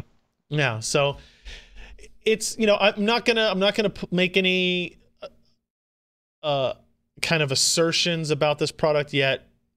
From people I've talked to that have seen it hands-on for a little while now, they're really impressed with the build quality. But if the performance is close to that of a 1080, that puts a really interesting spin on what next month is going to be like. Because if you're talking 120 watts more power, for the same level of performance, chances are enthusiasts will be willing to roll with that. Yeah, the desktop you're not going to care about. You're not going to care a whole bunch unless it gets super hot or super loud. And then it comes down to the price. Right? And there's no way they're going to sell this to the consumer for $1,000 because they would sell very, very few of them. But it'll be interesting. Like, so basically, tomorrow I'm going to do all my gaming tests on this card, and if it turns out to be matching a 1080, I'll be like, well, AMD needs to sell this for $499. Yeah. Right. And that's the assertion we make. That's the assumption we make. So we'll see tomorrow. Hopefully it shows up. You never know. Do you have 32 cameras? Go ahead, Jeremy. Do you have 32 cameras? Excuse me? Because that is one of the things that this comes with, and we'll use Scott's story as well. But Radeon Loom will ship with this card, and that's their VR app for doing 360-degree pictures. Okay. And it'll handle up to 32 individual cameras, which is interesting, relatively impressive. So it'll be interesting to see if that's one of the tests you can do is do a VR of the church. So is this also a little judgmental about next generation memory technologies versus what's available now? I mean, it's HBM2. Yep. I mean, it's only 1/2 of the theoretical width that they can do. It's a 512 gigabytes per second or 500 gigs per second compared to the 1024 that HBM2 would do with either 16 or 32 gigs. 16 gig card, but we've got GDDR5X on a 1080 Ti doing significantly better. Okay. Just throwing this out there. You think they invested in the wrong technology? Are they looking at the wrong area? Is it more GPU designed versus what we're doing with memory? If I have to just put out a guess at this point without knowing the final product performance, it's unfortunate timing on integrating HBM. Like putting all of your eggs in one basket of HBM, being restricted to the timelines and cost structures of that platform and those memory products, which stinks because they don't have they apparently didn't have a very easy to grasp backup plan to release,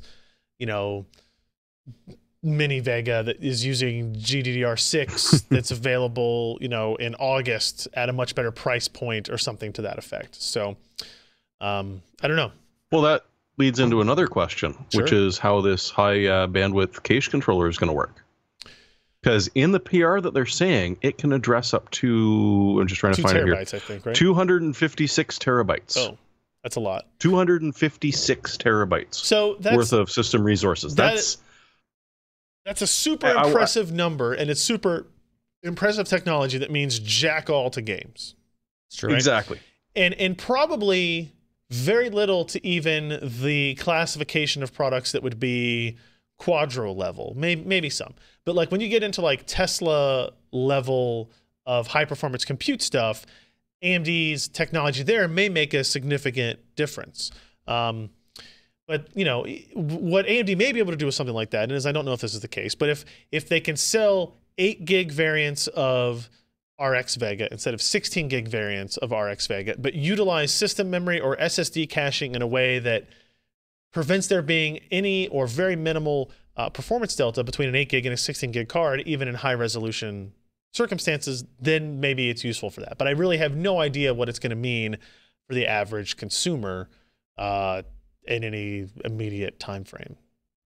It's super neat tech though. The other thing that AMD did today was they released, probably not a coincidence, the Radeon Pro Render for Blender and SolidWorks. So this is kind of their free ray tracing engine for those applications. Maya, 3D Studio Max, SolidWorks, all that type of stuff. This is what we used at one point for 3ds Max testing. 3ds Max testing. Yeah. Okay. So they've released a new version of this, probably to make sure they're able to take advantage of the new Vega architecture as well. So if you want to make pictures that look like that, you have that software, you can do that as well. So there you go. All right, so let's get into the other interesting news. Mining specific graphics cards. Do you call them graphics cards anymore? Do you just call them mining cards? Is this the new Physics processing unit. I mean, if they don't have an output. GPU. PPU. Yeah. This is the MPU, pew. mining processing unit. Minor processing unit. It's a hasher. No, MINER. It's just a hasher. MINER. I vote for Hasher. Hasher. That's nice. I don't know. So both AMD and NVIDIA are now working with their partners to sell mining-specific cards that are, some of them are headless, like this Asus model here, that does not have display outputs. Meaning probably this is so you can, if you cut those connections off, you're saving money. You can maybe improve cooling capability a little bit by not having those things blocking the output section of the card. But also it's possible for NVIDIA to save money by taking GPUs that would otherwise be unusable if they have a bad display controller on them and smacking them onto the PCB and saying mining card. Yeah, but how often do you think that? I don't know the answer to that. I don't know what their yields are and what they have, and yeah, I don't know. It's some unknown number, probably in the low single-digit percentages. Yeah. Right. Of there even being like questionable display controllers, display engines on these things. So you can see the Asus one, and I lied because rather than put a DVI port, they put an Asus logo blocking all the same amount of space on the connector.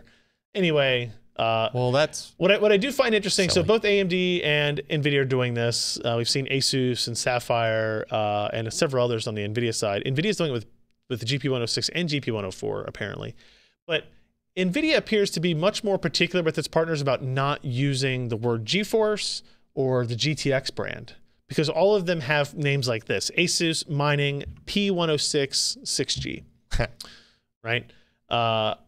Now, if you look at the specifications, 1280 CUDA cores, base of 1506, boost of 1708 megahertz, 6 gigs of GDDR5 running 8 gigahertz, identical to a GTX 1060.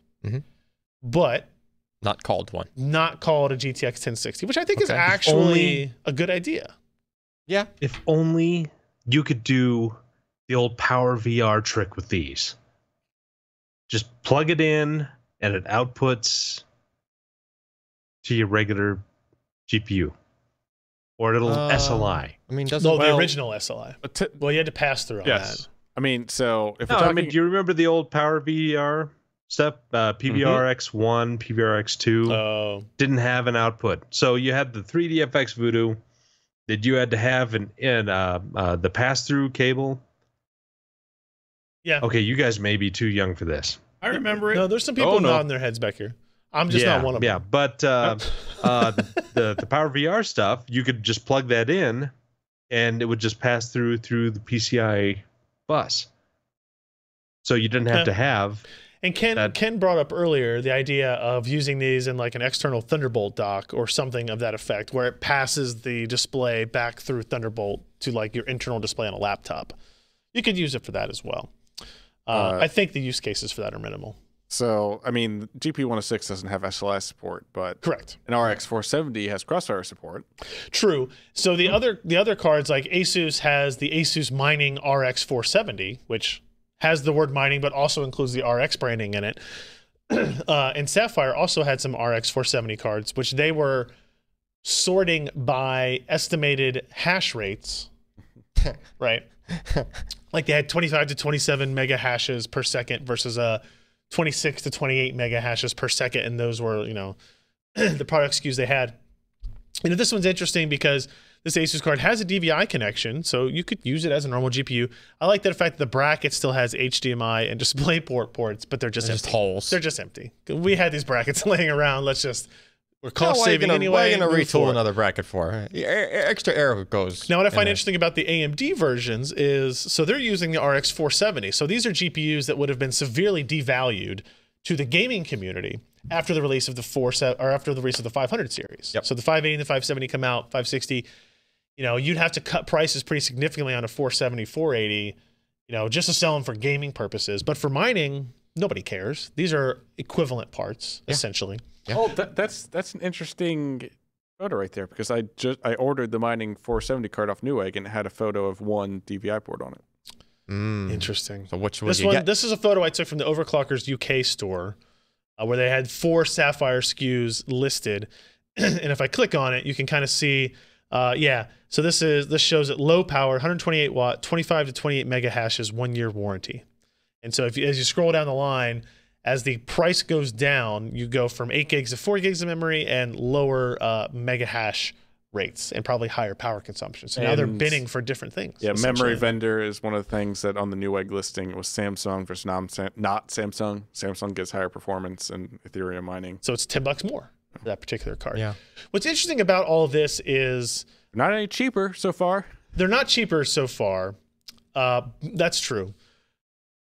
I think it's going to take a little bit. I think I think these are ramping up. Both AMD and Nvidia are maybe a little bit perturbed that they're not benefiting from the mining craze, right? All the cards they sold to Asus and EVGA and Sapphire and PowerColor, like they signed contracts, they sold rates 2 months ago, and when it sells for more on Newegg than the MSRP, Nvidia and AMD don't really get any of that by default.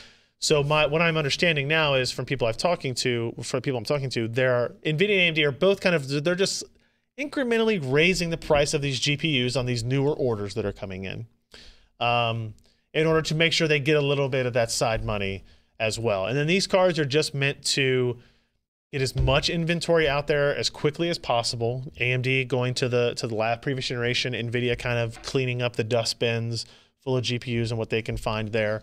The real benefit, I think, or the real kind of caveat to this is if you buy this card for mining today, one of the things people who buy mining cards often say is, well, when the mining all crashes to the floor, which will inevitably happen at some point in the not too distant future, I just sell these cards on eBay, I make back whatever I can, I will have turned a profit of some amount regardless. You can't really sell this card to a gamer. Yeah. You can't sell it to a gamer, but I think there are more uses than you would imagine.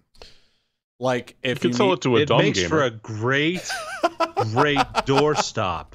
Sell it to a dumb gamer. Like there are other GPU compute things that people do with GPUs, right? Like that's true. It could still accelerate your Premiere with OpenCL. It could do any OpenCL workload you want. You could put 5 of them in a box and have a cheap compute cluster. Yeah. Right. Like. Yeah. Okay. Yeah. It still. You're not going to sell it for what you paid for. It still shrinks the prospective audience pretty dramatically. But that's also kind of a plus for NVIDIA and AMD. The more cards they get out there that are like headless mining specific cards, maybe they have really short warranties. They do. As well. Like 108 days on the Sapphire stuff. Yeah. When the inevitable bubble bursts and all this hardware comes back out, that's less of an impact it's going to have on whatever AMD and NVIDIA are currently selling as well. Right, which is the potential fallout of this for everybody, is that how much they can lose in that post interim side of things. So it'll be interesting to see what impact this has, how many there actually are.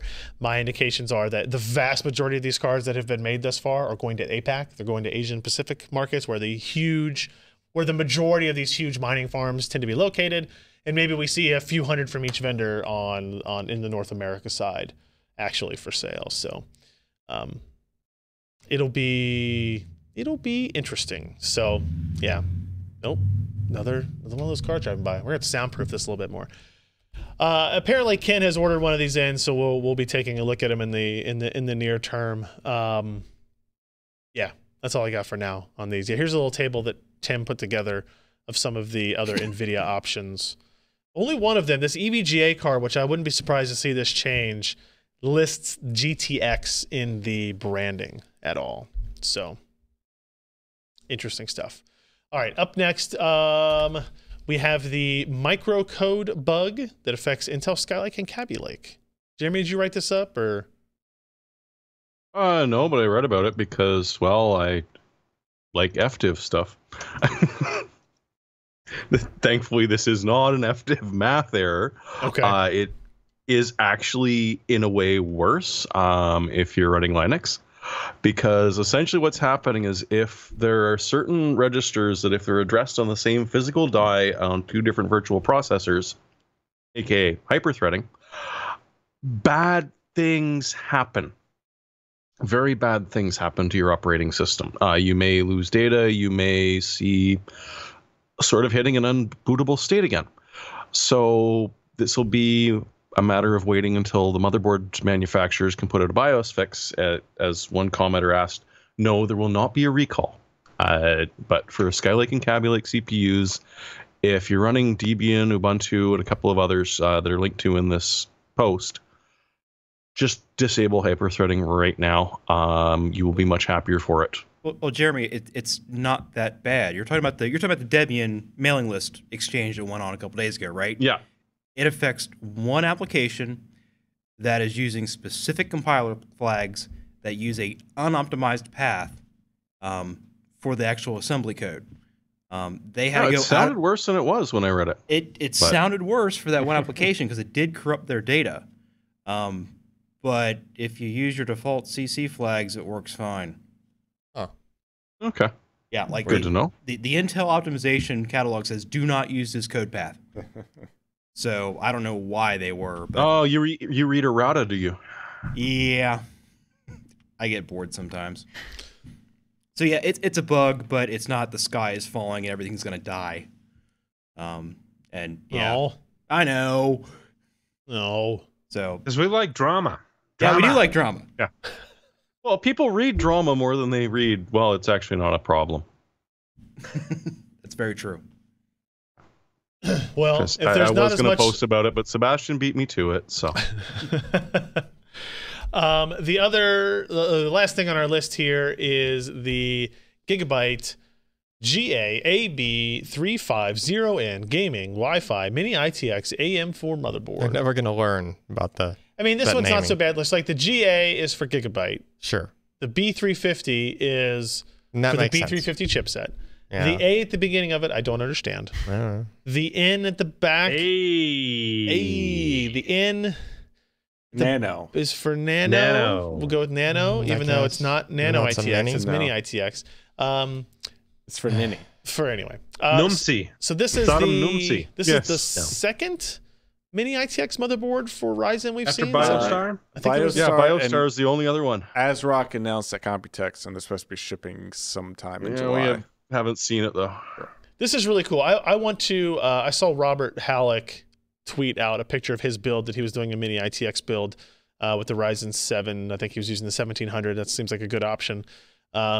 With this, I think he was using the Biostar board, if I'm not mistaken. But this one looks really cool. Like you still got your full by 16 slot. Oh, let me scroll up a little bit more. You got your full by 16 slot. You've got your Ooh, it's metal. memory slots on there, 2-channel memory. Looks like plenty of room for the standard. Actually, I think they advertised that it works with the included cooler as well, right? Which Raid now, cooler? yeah, there you go.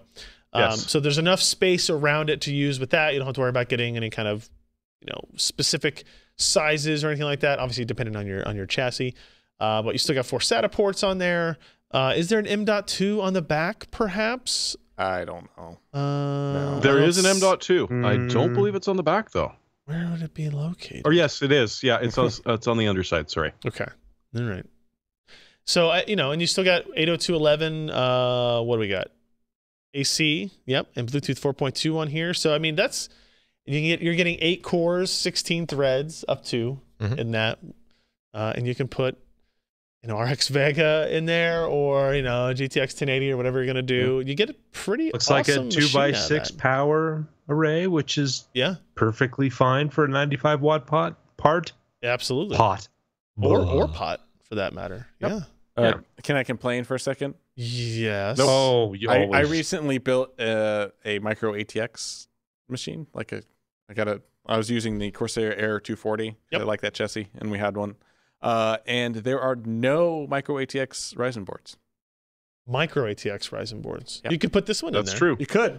It would seem stupid. It's kind of a waste. So yeah. I built an Intel machine instead. Because I literally couldn't build a There Ryzen are machine no in that case. micro ATX Ryzen No boards. micro ATX. Nope. Oh, You like should- we said, this you is should the tell Robert second about this. mini. Yeah. I don't think he's going There's to invent 3 one. announced total. This will be the second one to hit. Fine. All right, so there you go. I think that's, not to say that Ryzen is lacking in a particular space, but the idea of getting mini ITX, 8 cores, 16 threads into mini ITX platform is pretty compelling. You're not going to be able to do that with Threadripper. Just everybody keep that in mind. You don't know I'd love that. to be proven As long wrong. as if they could build the motherboard into the chip If ASRock You could do it, but that's about all. If ASRock can do it, they will. That's true. I'm convinced. Why does the CPU have a bunch of DIMM slots on top of it? It's ribbons coming off the Yes. CPU to a by 16 PCIe connection that you can just mount anywhere inside of the case. It's a pretty good idea. I mean, they got 64 lanes. They can use that. They can afford to waste that. All right, everybody. So let's get into our hardware software picks of the week. I'm going to go first on this one. So I imagine this has been chosen before. We've probably talked about it before. I am now using it for the first time for like a personal project, and I'm finding it very helpful most of the time. VMware Workstation Player is a free application, right? It basically lets you create virtual machines on your PC with whatever. You have to have your own installer, right? So you can install Windows 10 on it, 8.7, Linux, whatever you want to install in these virtual machines, and then that's it. As long as you have the operating system to run it, you can run it. The reason I'm using this now is I have this crappy piece of software that I use for a golf league that I'm in to manage that doesn't run in Windows 10. And rather than use an old system with Windows 8 or 8.1 or 7 and have to have a second laptop, finally, Alan suggested that I install VMware Workstation Player. We created a Windows 7 install on it of 20 gigs or 30 gigs on this machine or something like that. And now, whenever I need to operate with that software, I just click on VMware, hit play on that particular VM, which is the only one on my system, and it boots up. And it boots up quick. And it's a nice, clean install. Everything has worked perfectly well. Have you tried the Unity mode? I have not. What does that do? That might be in Workstation. I'm not sure if that's in just the player. Yeah, you might need like the full version of VMware. Is that where you can merge seamlessly use applications back and forth? Or? Yeah, like you can minimize the VM and have like your golf app. Oh, really? Just sitting on your desktop as if it was on its own. I don't think you can do that with the free version. Yeah, with maybe the player. But you know, it's kind of neat, even just to like mess around with. Like if there's other operating system things you want to try or applications you want to try and you don't want to screw up your install, you want to compartmentalize things. I even debated, and Ken talked me out of it, and I think it's probably a smart idea. I switch laptops a lot, like we get review laptops in and stuff. The idea of creating a virtual machine with all of my stuff, that I could then just copy a big file over to the next laptop and not have to reinstall applications and copy data over and do all that type of stuff. That's true. It's kind of it's a little bit hacky. There's a couple of things because essentially I'd have to worry about like 2 Windows updates on every machine. Well, the biggest issue there, local OS and my Windows 10 VM would need to be updated. The biggest issue there is you're trying the other laptop to see how responsive it is and things like that, and you don't want a VM layer in the middle of the actual use of the laptop, right? Yes. And there's also the idea like you also have this little bar across the top that is access all your VM tools. That's basically there the whole time. It minimizes, but it's kind of there the whole time. So it's kind of nice though. Here I am inside Windows 7 on this machine that I just fired up, and then it put it into suspend mode, and now I'm back. Yeah. And you can do that back and forth. So it's like I said, it's been around forever. It's not a new thing, but I imagine a lot of people that haven't tried it, it's totally free to download and try. Even if you just want to put a Windows 10 inside of Windows 10 and just say you did it. Say you mess around with virtualization and Windows Inception. And then can you put you can't install VM Player inside a VM though, right? No, you can't. I think they stopped. It breaks. It gets very mad. Can you hardware virtualization? You can software virtualize it. You can't use the extensions. You can't use the virtualization extensions. All right. 2 layers in a row. But it'll go really slow, in other words. Put it that way. Yeah, that kind of defeats the purpose, at least for me. All right. Can I DirectX? Can I massively correct myself? I meant to say X370. There are no X370 micro ATX boards. There are a crap ton of B350 Getting some boards. comments, are you? Yeah. Okay. But there's apparently one X370 now, so I'm just wrong all over the place. That's like fine. Usual. If it turns out, Ken, if you just never look at the chat, you're right. You just disappointed Kyle. If you never... Kyle says he bought Daikatana yesterday. He said it was on sale. I hope it was like -$3. Wow. Just a thought. Like $1.99 or something. Who's next? Jeremy. All right, so this drone at its normal sale price is ridiculously overpriced. For $70, it's not too bad at all. the Kodak drone with a 720p camera on it for $70 pretty much means if you do manage to crash it into a lake, you don't care overly much. So if you've got a drone but it's dead, you want a new drone, or you've never got a drone, $70 is not too damn bad for this thing. It's 2 different flight modes. One is just dead simple, I don't know what the hell I'm doing, but you can turn that off and play around with it a little more. You might want to spend the extra, I think it's $15 to get that, so that when you run it into things, it doesn't completely die. But yeah, it's a decent deal that's going on for a little while now. And if you want, search that site for a little bit more. There's cheaper versions without the camera. Cool. Honestly, yeah, 720p for $70. Play with it. Correction, I take back what I said about Kyle's Daikatana pick of the week. We're just full of corrections this week. Because $1.39 is essentially giving you money anyway. Like, it's close enough, so it seems like a reasonable purchase. I take it back. So I apologize. And I'm sure Maury would like us to know that Daikatana 2 is on sale throughout.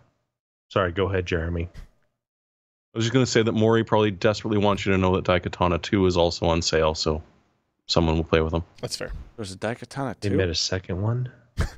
Yes, they did. Why? Lo Wang is back. No, Daikatana. That's Shadow Warrior. Am I thinking of the wrong one? Oh, I'm thinking of Shadow Warrior. Yeah, Daikatana is very wrong. The Romero one, where it's gonna kick your bitch ass. Is that what the? Yeah. What was the developer or the? I'm gonna make it your bitch. Yeah, it's going to make you your bit. It's bitch. It's yes, bitch, yeah. yes. Yeah, you start out, you meet a ghost, and about 15 minutes into the game, you get bored. Guys. God, you have got to stop doing that. You're killing me, Jeremy. Killing me. Was it funny, Josh? Do you need to repeat it? Nope, it's not. Okay. Not anymore. Just green. The moment Josh, The whole the moment is lost. goddamn game is green. Shades of slime and green. All right, now what's your pick? Not Daikatana. Okay, that's already been taken by Kyle. Okay, so Shadows of Mordor, $4. Only $2.61 more than Daikatana. And it's much better. And it looks good. And Fair. it's not green. All right. In It's fact, got a there's lot of green shades in of it. grayish green because it mostly happens at night. And it's still kind of green. Okay, maybe I should take this back because it is a lot of gray and green with shiny things. Look at that green. Green. It also starts out with a ghost. Yeah, Is it but ghost now green? you got crazy Look at all that bad green. teeth elves and greenish ghouls This is a very good that game. shine. I don't know what the hell It's you're talking supposedly about, but for $3.99, it's a very, very good game. It won many like Game of the Year awards as well. When did it come out? 2015? No, 2014. 2014. September 2014. Yeah. Jeez, that's almost 3 The years. so long Nemesis ago. system. Yes, the sequel is it this year? I don't know. The sequel Yeah, is coming this year. out. They showed it at E3, so I know it's coming out soon. Yeah, it's very unique and very good, and it's pretty. Well, It's probably still pretty. no, I was just Yeah. gonna say it's kind of like a lot of drab gray colors, but it's still very attractive looking for. I see just green. good The art graphics. assets are very nicely done. Plus, you stab Let's just say things a that. lot. Like this video that's playing Yes. is not an exaggeration of how much and how often you stab things. There's a lot of stabbing. A lot of stabbing. Thank God. All right, Alan. All right. So the other day I was trying to clear some space off of a like an image I was about to clone a bunch of times, right? I accidentally deleted the Windows/installer folder, which looked like it just had copies, like duplicate copies of all the When you installations. say accidentally deleted it, you mean you hold down Shift and hit delete, and Yeah. then hit OK? Yeah. Okay. Well, and then like within 3 seconds, I realized that all of the icons for all of those apps that were installed turned into the blank icon Those are good. because it turns out the icon is actually pointing to the Yeah. where in this That's not the installer best way folder. of doing it. It's kind but of yeah. weird, right? Yeah. And that was actually the only thing that was wrong because the program still worked. Just like it broke the icons. And I was like, It maybe whatever. broke other things you just weren't aware of. Well, but it did. Here's the other thing it broke.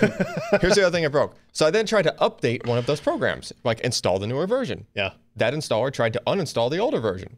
it couldn't do it because the installer was missing. Yeah. Yeah. And I got stuck in this borked kind of registry, whatever. Just So you formatted and do reinstalled, loop. right? No. Okay. So I'm Googling around for this problem, and it turns out like there were other things in the past that have caused this problem. Like Precision X did it at one point. Like it just broke its installer loop or something. It deleted in one directory up from where it should have. Yeah, like it kind of did. I don't know. It did something wrong or whatever, right? And there were some other programs that did this too. But apparently there's a fix. So there's this tool made by Microsoft. It's like it's on their knowledge base. Fix problems that block programs from being installed or removed, right? You dumb idiots, is what it should say. And the name of the, like, once you run it, it's the Microsoft Program Install and Uninstall Troubleshooter. So it's just this little troubleshooter app that you run. Can you imagine, like, so there had to be a day at Microsoft, the OS team, and somebody comes in and goes, we've got this problem, guys. I'm like, so sick of this stupid Some installer guy deleted the uninstaller, and now he can't uninstall an app. Can we please write an app that allows him to uninstall his app? It was really frustrating. Grumble. It was like, I mean, this is why Windows is a mess. Pepcac. Yeah, like I actually got stuck in, like, it got to the point where I was like, okay, fine, I'll just manually go delete the thing, right? And I was like, it deleted the thing. The entry was still still existed in the uninstall over the add remove programs, and it still wouldn't let me reinstall the program, even though the program wasn't even on the disk anymore. Like, it was horrible, right? So this program just goes through, looks for issues first, and then if it doesn't find anything obvious, then it's like, okay, what's the thing you're trying to uninstall? It just shows you the list. Like, here's all the things Windows thinks is installed. Yep. Like, just pick the thing that you're having the problem with, and it will just like manually just go through automatically. But it goes through and just like makes it as if it was never on the system. It kills all the registry keys, kills all the, like, any little nook and cranny of where it was. Can you do that with right? apps that aren't screwed up? I think so. I'm just saying, like, in terms of, like, people often complain about not being able to get rid of registry things. Like, sometimes when you run the actual uninstaller for an app, it still leaves registry crap behind. Oh, no, So if it's you not use like this that. for that, It's it not might like, help. I don't think it's like that. Oh, Yeah, mind. it only deletes it only gets rid of the things specific to the, like, add or remove programs okay. chain. Gotcha. Like the thing that would stop you from being able to reinstall or clean install an app or something, right?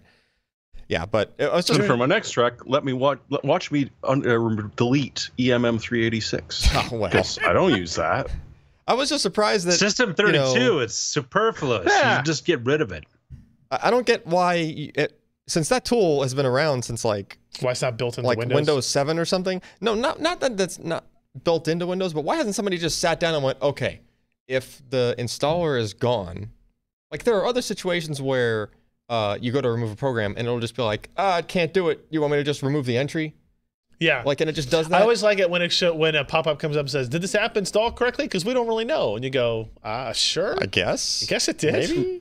You're supposed to tell me that. You tell me. Oh, well. Yeah, but it just, it's a nifty little tool. The handy to the have. clever tool is fix problems that block programs from being installed or removed. Yeah.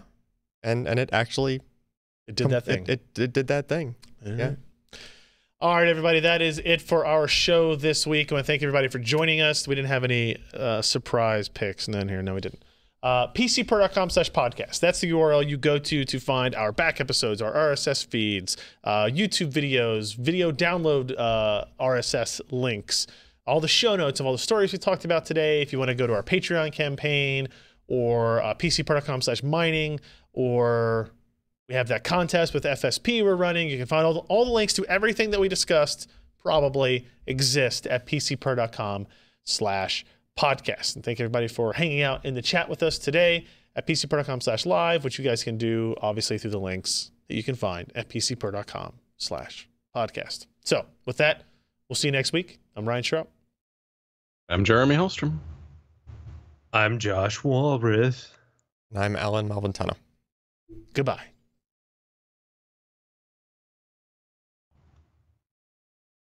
Did he? Listen, I've been saying that name for a while. Are we recording again? How do I know if we're recording? Where does it show recording? Be right back. Okay. Yeah, I don't stop the recording. I just do a fade. to Fade black. out. Okay. That's fine. Thank you for the golf clap. Thank you for the actual clap. I don't know what else. So Cincinnati won, huh? So who do they play next? Yeah. I don't think we know that yet. And will it be at home? I never heard of a tournament where the home team is just like drawn from a hat. Yeah. It seems against the spirit of the tournament, but it's a wee bit odd. I mean, you can't really rank teams that don't play each other ever Well, easily, no, like that are I mean- completely separate leagues. Yeah, kind of, but I mean, they do it. Like college basketball and college football, those teams, very rarely are they playing each other, you know, but they're still able to come Sure, up but with they play some- the same people. No. Like SEC player like teams don't really Sure. play against Big Ten, don't really Sure, play against sure, Pac-12. You know, there's tiny little bit of overlap, but not a whole bunch. But you guys should look at them. Oh yeah, the mining worker. Oh, yeah, we names. forgot about that. Let me look. I'm refreshing. Mining worker names. All right, we got mining worker names of people who are donating their mining to us. We have Cobra 22. We have Comrade, DRV 001, J Moon, Korea, Moisty, and Poo Fart, And then worker 1. and worker 1. Somebody didn't change the default. Which one are we, Ken? Are we still on that one? We have No, we're we not. don't have one on there. Let's Okay. take down that machine. Worker 1, Poo Fart. Moisty might be the worst one. Moisty. I think they were going for Moisty Poo Fart. Put them together and you've got a bad day. Ooh, a Moisty Poo Fart? Yeah, that's not great. FC Cincinnati is playing Miami on July 12th in Miami. Okay. And Miami also had an upset. Like, they're a lower level team that upset in this round of the tournament. July Today, I 12th. think. That's 2 weeks from today. Mhm. So they'll have other games between now and then of their normal USL league. Yeah. It sounds like. Okay. Plenty of opportunities to get hurt. Oh, great. Like, we had one But player same, out. but same today. for them. Same for them. True. Destroy them. Thank you to everybody, including Poo Fart and Moisty, for contributing to the group. Again, PCPro.com/mining. I think it's just a cool thing to see what it gets up to. It looks like we have 13 workers running right now. And that, but the workers thing is odd because like Cobra 22 has 3 workers going, which means he has 3 GPUs running 3 different algorithms. No.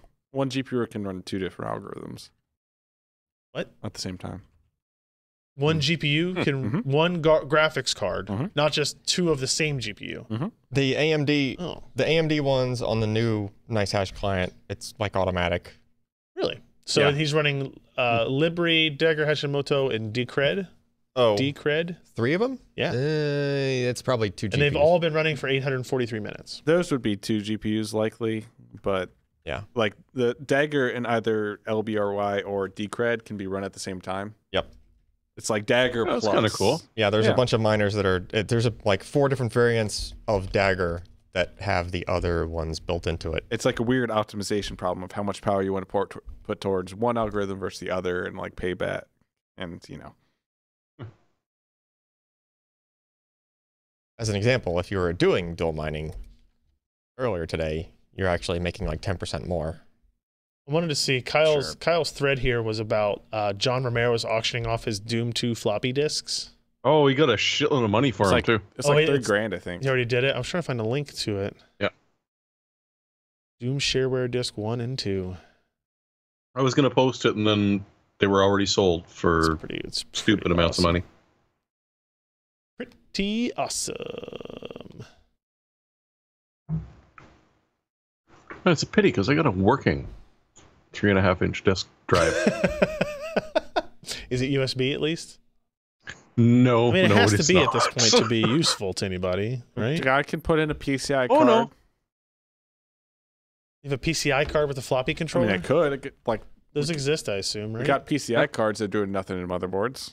Lots of 1080 Ti is out of stock all of a sudden. Shocking. Shocking.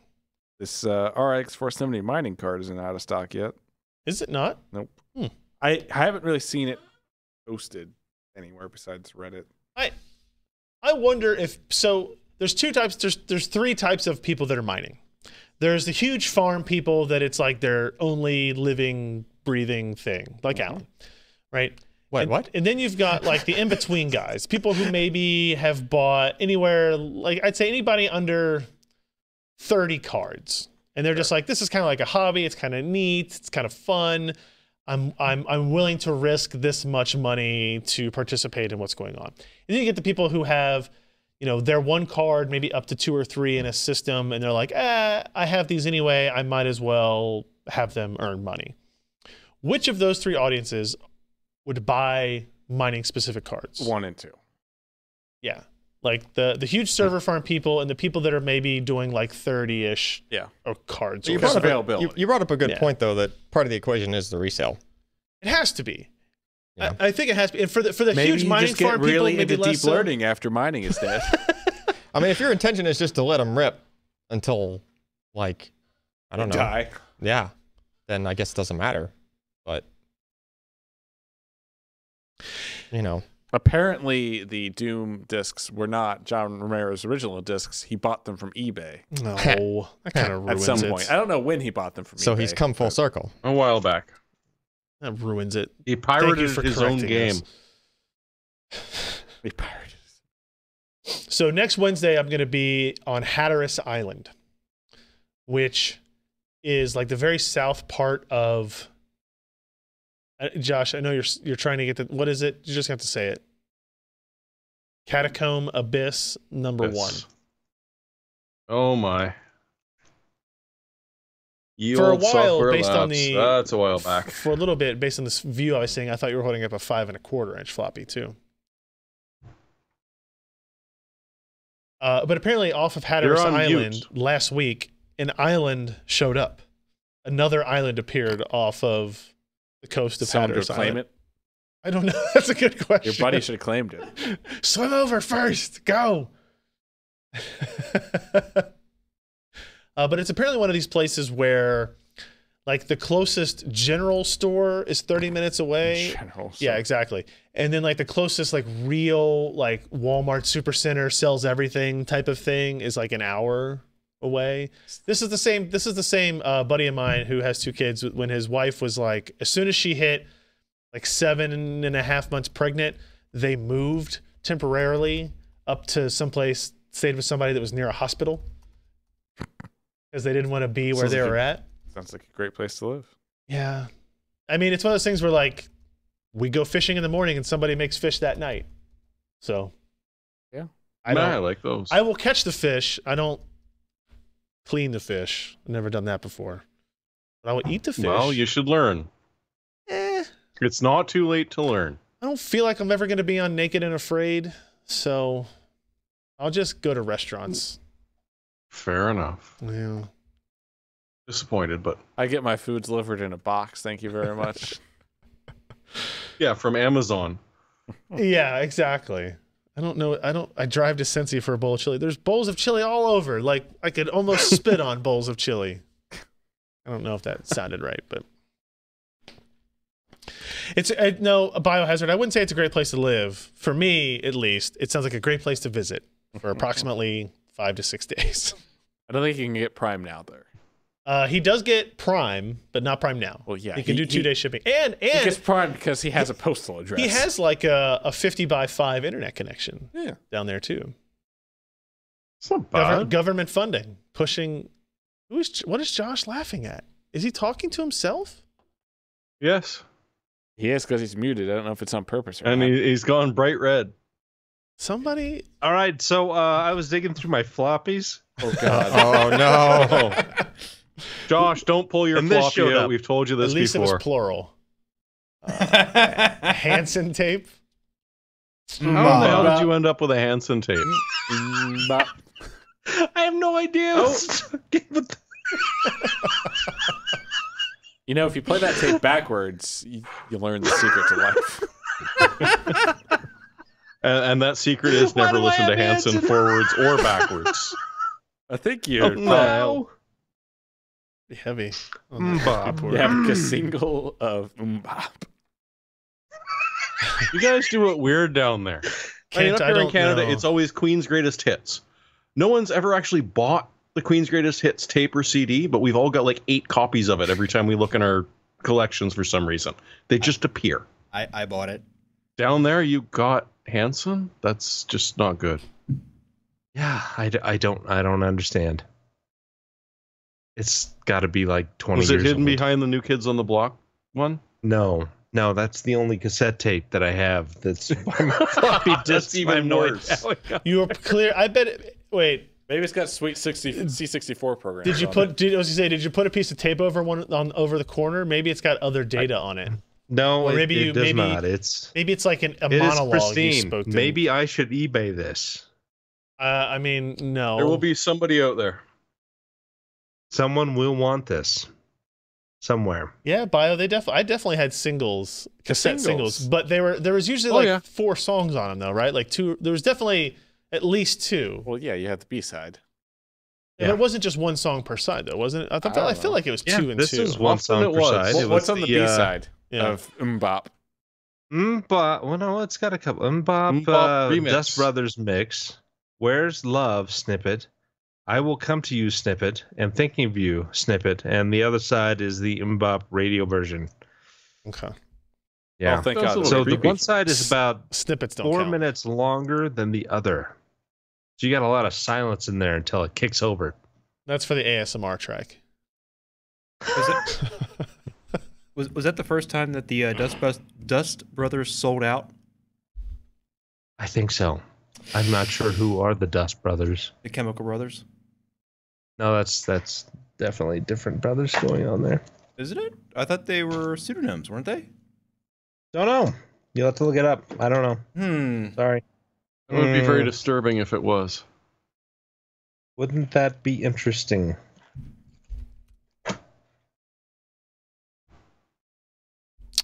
Oh, let's see. What else is going on? I guess I got nothing. So I'm debating right now if I'll live stream the Vega Frontier Edition testing. It would just basically be a camera pointed over my shoulder as you watch me benchmark a graphics card. A day in the life of Ryan Trell. And you can see the riveting entertainment that is benchmarking a graphics card. But I haven't definitely decided if I'm going to do that or not. So we'll see. I've just got Hanson stuck in my head. Thomas, we will run test mining on it just to see. Well, and after we're done, just to mine. Or maybe I just won't even review it. I'll just turn on. If it's making good money, I'll just leave it. Just leave it. Okay, it is doing pretty good. You guys can watch this if you want. It just cuts the stream. See, just like, we're done. Apparently someone was testing and it only got like 30, like low 30s megahashes per second, which is not. Oh. What's that compared to other things? Like those mining RX 470s were like 28 and 29. Yeah. I don't know. That seems bad. Yeah, I mean, there might be optimizations that Have be been made done, in the yeah. mining application. I don't know.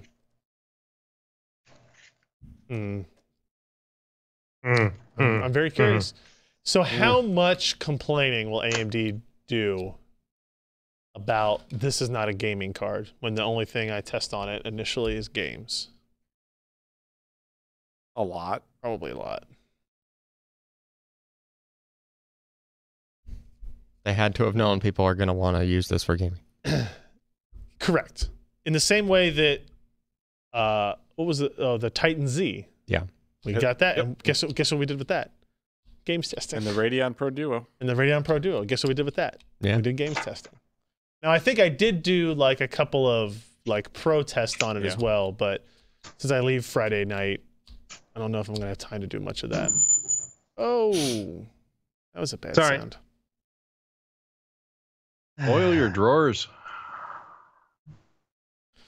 Yes. Cirrus, will I be drinking? I don't know. Depends on how bad it goes. Oh. Yes, the Titan X is for deep learning. Correct. But we're going to run games testing on it. I think I can run a Blender rendering test here without Scott's intervention. Yeah. But it's like, so chances are what's going to open CL code path to use the Radeon Pro renderer. Like, right. Rendering tests are not easy because there's so many different renderers you can plug into the same application. As Ken can attest to, as he was the one who did the Quadro review most recently on the site. It's a rabbit hole. It is. Yeah. And like you don't get the same quality renderings out of both of them, obviously. So like You don't? no, I mean you don't get the same rendering out of the Blender renderer as you do the Radeon Pro renderer. That's the reason different renderers exist. Yeah. I know approve.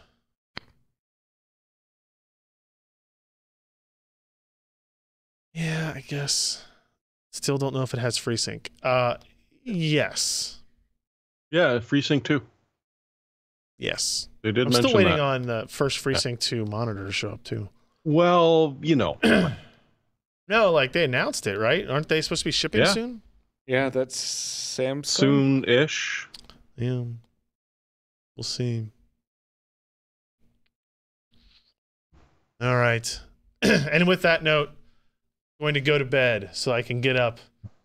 I think my Titan card, my Titan XP will be here first with the Ryzen card. If people who are Ryzen actually card.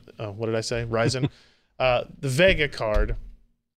If I do a stream, it will be probably in the evening, probably starting like 5 or 6 o'clock. It all depends on what time I get the card, and then I have to do This Week in Computer Hardware at 3:30. Yeah, if we had a mailing list where you could notify people about it. Yeah, if only like PCPro.com/subscribe existed. Yeah. Wait, it does. Way to be ahead of the game. Kyle says he's going to stream Daikatana. So hopefully people make the right decision and choose to watch me play games in 60 to 90 second loops multiple times. You know, the best thing about Instead. Daikatana is your guys getting stuck behind trees and not being able to get out and follow you. You're really selling me And on the this green $39 purchase. everywhere. Oh, yeah. It's just Yeah, masterpiece. it's a very long escort mission. All right, everybody. And if you don't want to watch that, I'll set up my web camera to watch my grass grow outside in the lawn. So you got 3 choices. Hey, let's check on the TV. What's on the TV over here now? TV cam. Not MLS. Sports Center. Hey, Sports Larry Center. Nance Jr. Did you see that? Did you see that slam? No. Oh, that's one of the best slams of the year. Come on. Larry Nance Jr., former University of Wyoming player. Yeah, okay, gotcha. All Yeah, right. just as compared to Mr. Monobrow, Mr. Davis, who hasn't done anything for the Pelicans, you know? Yeah, no, he hasn't. He's a worthless player. Should probably fire him. Right. Should be an agent. Okay. Goodbye, gentlemen and ladies. Good night. Good night. And anybody else Bye-bye. who's out there. Thanks for watching.